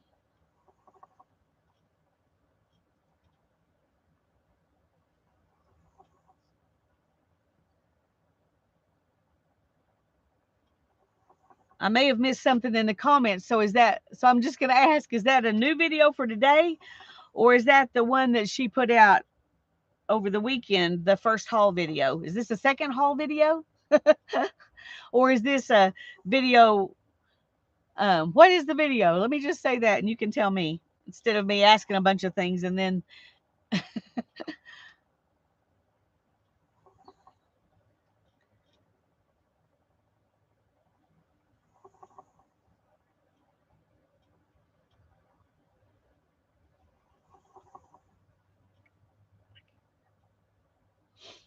New today haul. Okay. Yay. Okay. I'm going to pause for a second and put that one in my queue too. Because I did not get a notification again. Very frustrating.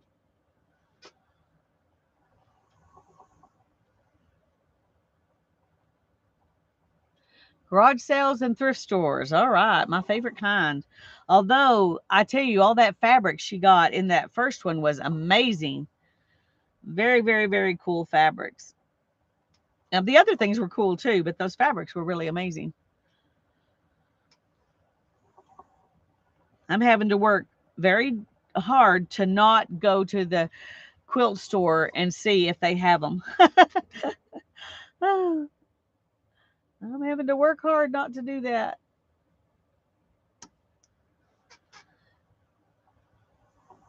I don't need it, but they're beautiful. Of course, I could just get a quarter of a yard of each one, right? See, that's the kind of thinking that gets you in trouble. I just need a quarter of a yard. It's not going to be that much. But then you find 10, and then it's hard.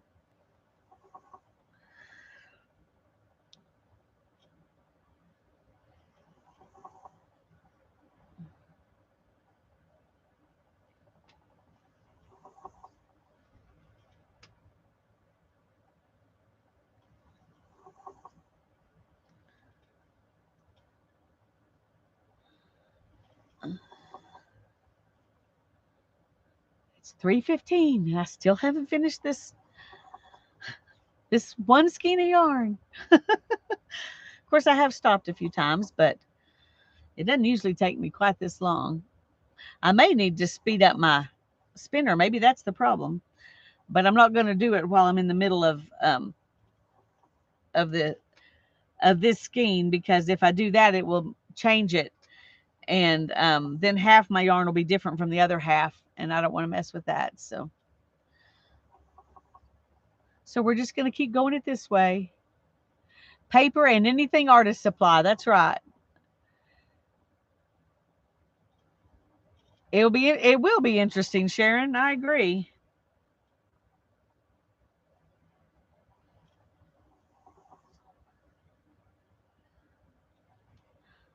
Well, she has, a lot of it she bought for specific journals.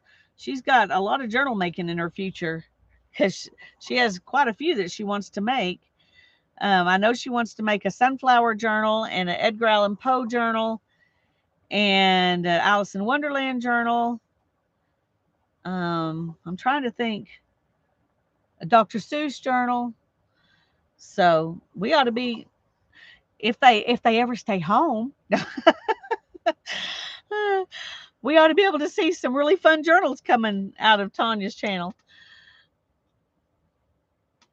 Okay, I need a little more because I want to make it the same as what's in front of it. So yeah, I'm really looking forward to it. And I love the bug fabric and that fabric with the mushrooms. Oh my goodness. Wonderful. She chose well. I don't know what else was there, but the stuff she chose, she did a good job.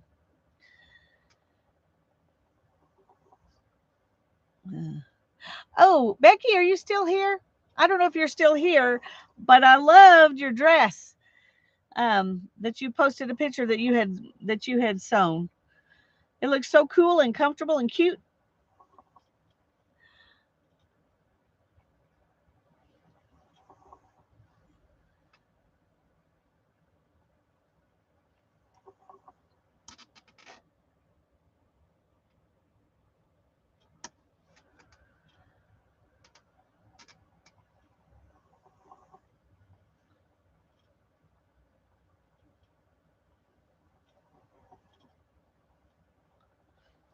Okay, this is one of those places where it looks different because of the puffy. You can see on each side of it, it's nice and thin, and then this one has puffy places.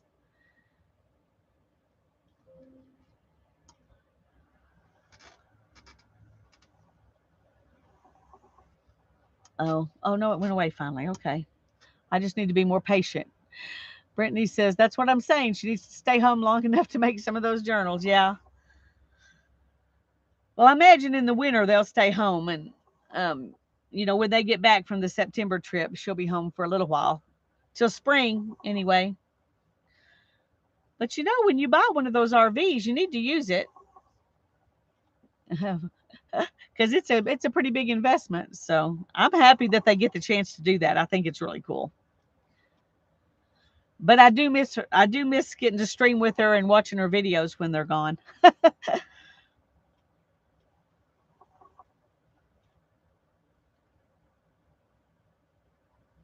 Oh, I can tell. I did not do a good job splitting this. I'm going to have some left over on one of the bobbins. They're not even. I don't think I've ever gotten two perfectly even bobbins. I've gotten close. I've gotten like within, I don't know, 5 or 6 yards. but I've never come out where they come out exactly even. I was watching someone, I wish I could remember who it was, who said the very first skein of yarn she did, um, her plies came out perfect. I mean, they ended exact, and she was like, wow, cool. And then she never could get it to happen again. And she kept thinking she was doing something wrong all the other times that she didn't do the first time. And the truth is, it's just, it's very hard to get them to come out perfectly even. So, but I do like use these little bits that are left over for stuff in journals. So it doesn't bother me. It's not like it's being wasted, but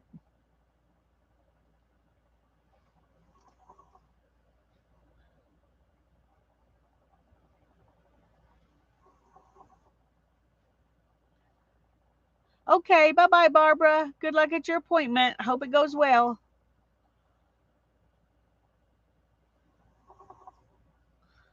My mom took my stepdad to the doctor this morning. I need to call over there and find out if everything's okay. They were doing some tests and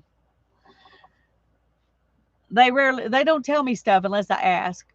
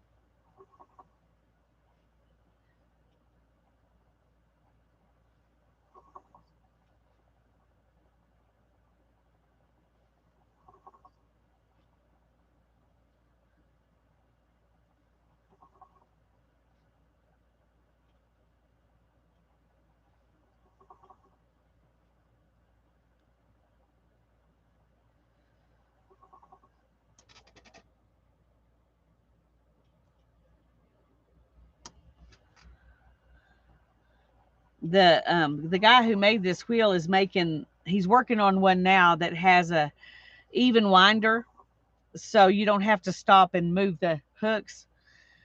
um I would sure love to get that one when it comes out, but I'm sure it's going to be above my price range because it's going to be his professional model, his oh, what would you call production spinning model for people who spin to sell their stuff, and so they want to spin everything fast.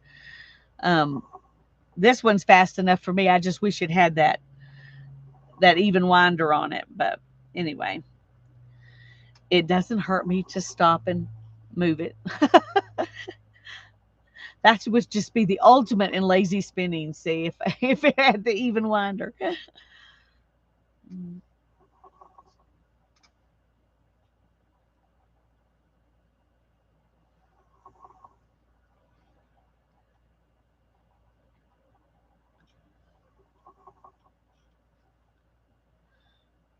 Well, I appreciate y'all coming and sitting with me while I ply my yarn, chat with me.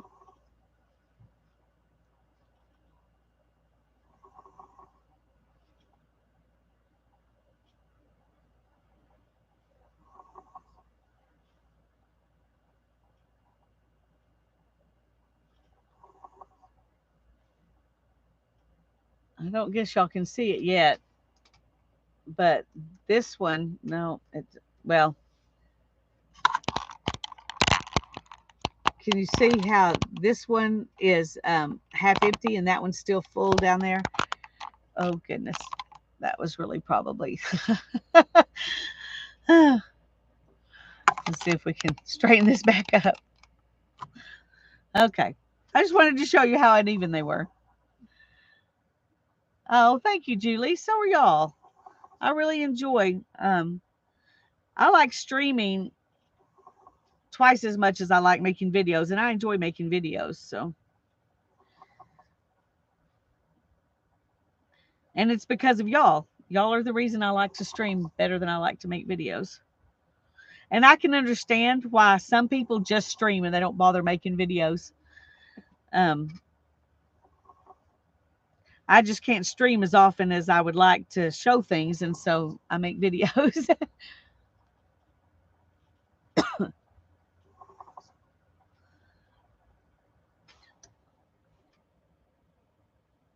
so pretty. This is more pink and kind of that olive green that's kind of brown. Um, that that color I don't think I've seen before in this mix, so it turns out good. It looks good. I love it.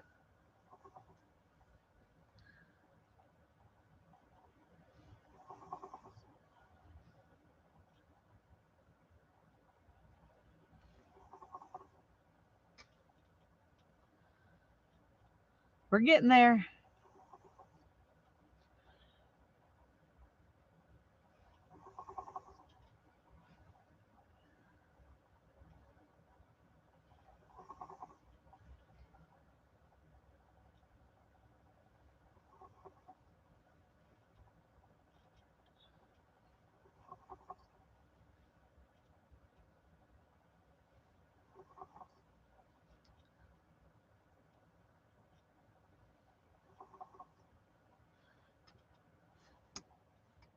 And now it's kind of coral.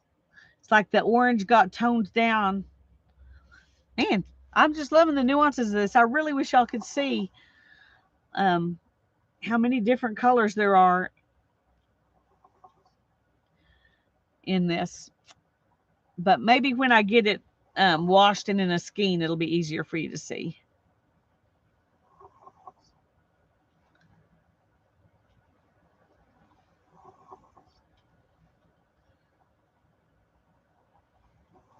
We're almost there. Yeah, I do too. I do too. It's funny because I'm not as likely to buy yarn that has color changes in it as I am to make yarn that has color changes, and I don't understand why. Of course, I don't buy much yarn anymore. Now that I make my own, I don't really buy much, but when I was buying yarn, I was not buying yarns like this. Of course, you can't. There weren't back then. There weren't as many yarns like this. Now you can buy yarns um, with more variety and interest in them instead of just plain. So everybody can have some. You don't have to spin it to get it, but I enjoy spinning it.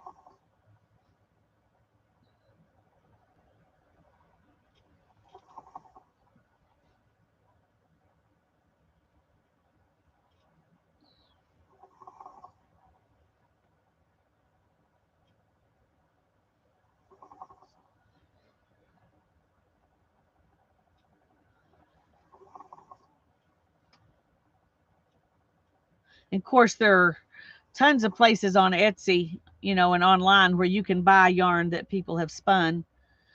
Um, but either they're much, much faster spinners than me, or they charge a whole lot for it because the time involved in making yarn is immense. And it's not as much when you buy it from someone already prepped and dyed and then you spin it. But when you're going from the sheep, like some of the yarns I make that I go from, the fleece and do the washing and prepping and dyeing and spinning, then you really honestly cannot. Um, you don't get paid anything for your time. I'll just put it that way. When you sell it, you're paying for your product and you're counting your time as fun, I guess. Um,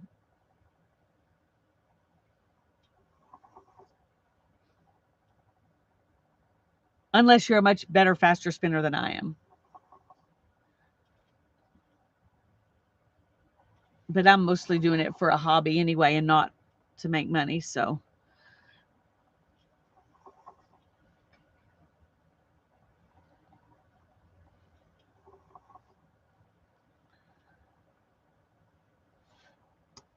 Well, here's that coral color with a dark green.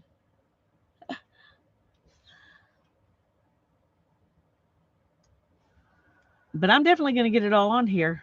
There was a point where I was wondering if I would, but and there's not going to be, I don't think, as much left over as I thought there was. So I'm happy about that. I need to get some somewhere. I think I have some old spools and just wind the extra yarn onto the old spools. Um, I usually just wind it off into balls, but it would be nice to have it on spools. It'd be easier than winding a ball.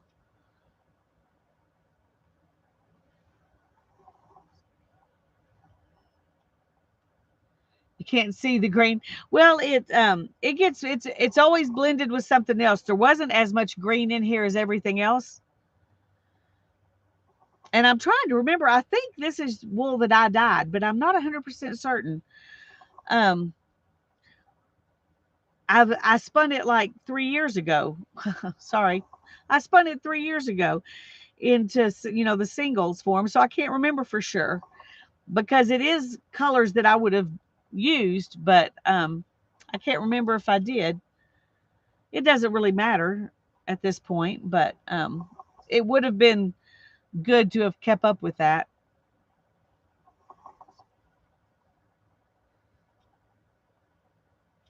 I started a book where I was putting all the information about the yarns that I make, and I can't find what I did with the book. It's embarrassing.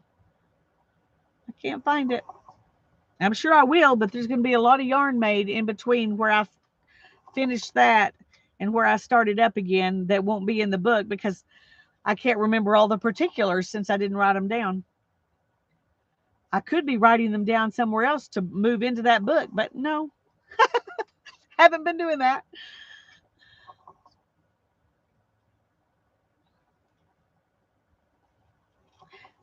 Yeah, green is probably the color you see the least in here, but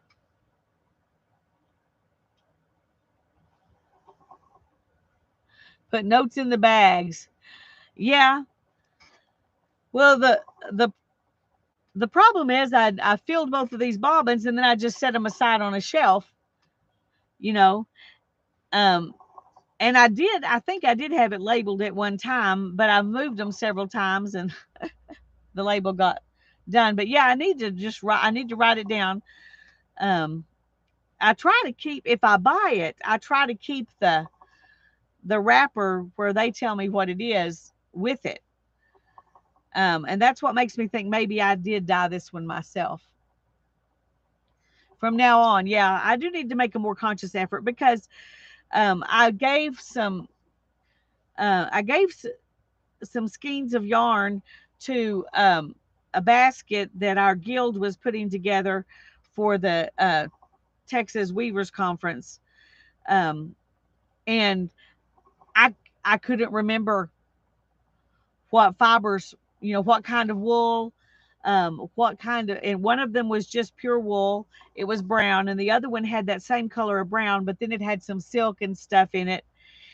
And then there was one that was another one of the colors. Anyway, those they all would work well together.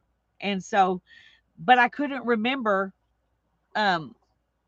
I couldn't remember because I didn't, write it down because I'd lost my book. So yes, post-it notes. And I love post-it notes.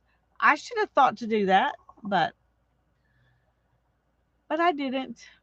But I will try to start again. Oh, I went way over it. It doesn't matter because I'm almost finished. But I made that one a little fatter than all the other parts because I wasn't paying attention.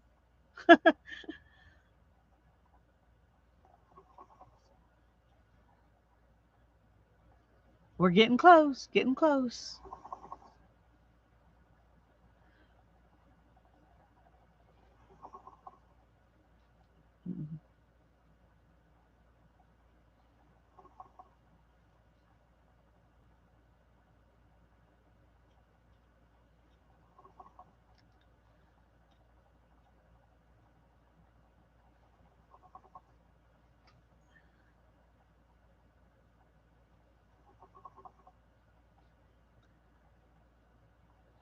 Almost there.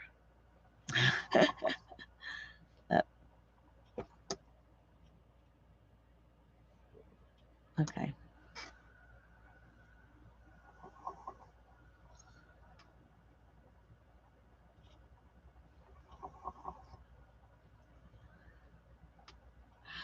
Well, me too. I'm gonna I think when I get this done, I'm probably gonna go ahead and stop. My back's getting tired from being in this position.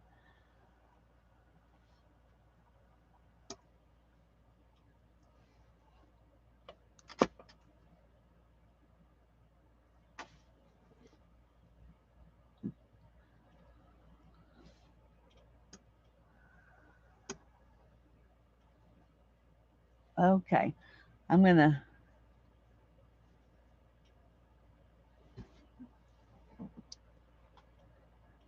I'm using the wrong hand to try and clip that. Okay. This is how much is left. So not a whole lot. Um, and this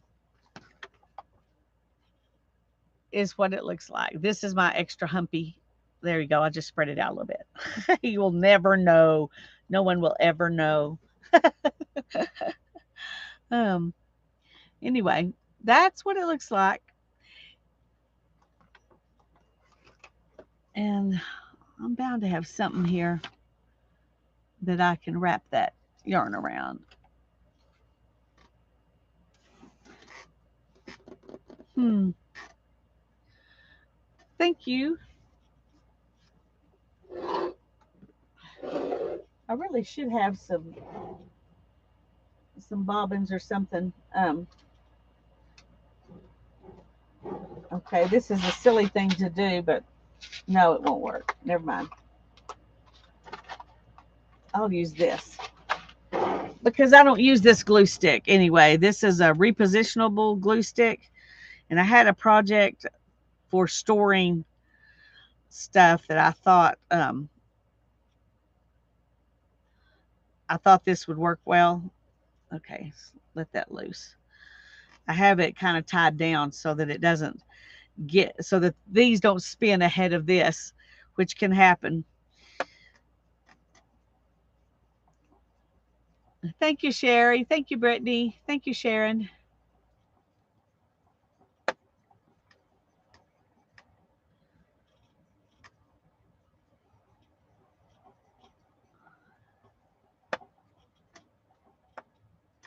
I have some weaving bobbins that I used to use for storing the stuff off of spindles, but that those are really a little big for this kind of little bits. So I just need some dowel rods cut in small pieces or something. I'm sure I have something around here. Craft sticks. I have craft sticks. I could use that. I just wasn't thinking, so I did this because I forgot about craft sticks, but that would work.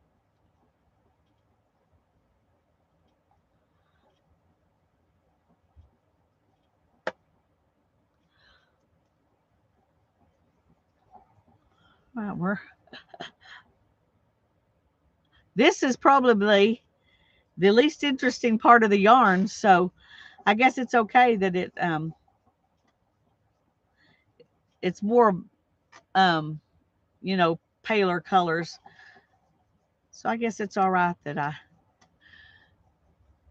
I ran out of the other. It doesn't matter, but I can use it for uh, you know in collage or whatever. Make a bird's nest or something. Oops.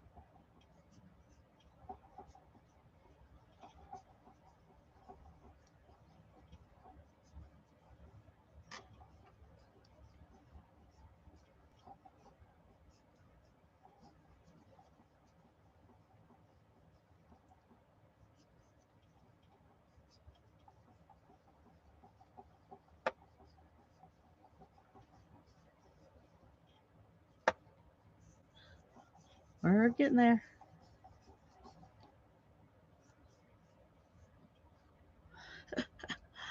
Okay, I got to stop for a second. I'd love to do a stitched piece with bits of natural and dyed bits and pieces of yarns. That's a great idea. That's a great idea.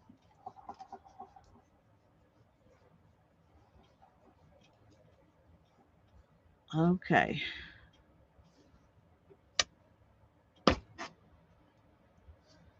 All right.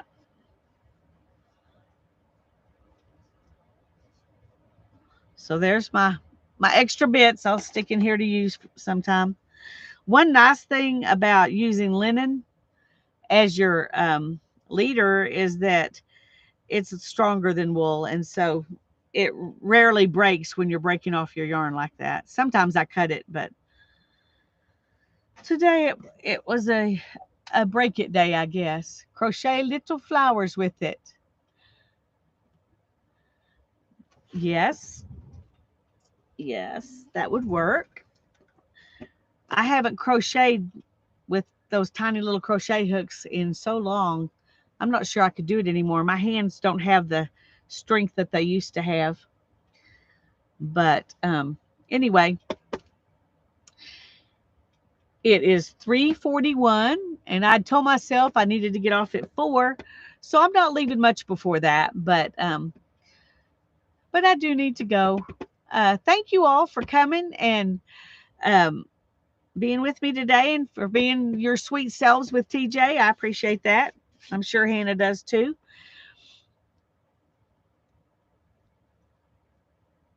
You want to learn to crochet, Julie? Is that, or to crochet little flowers?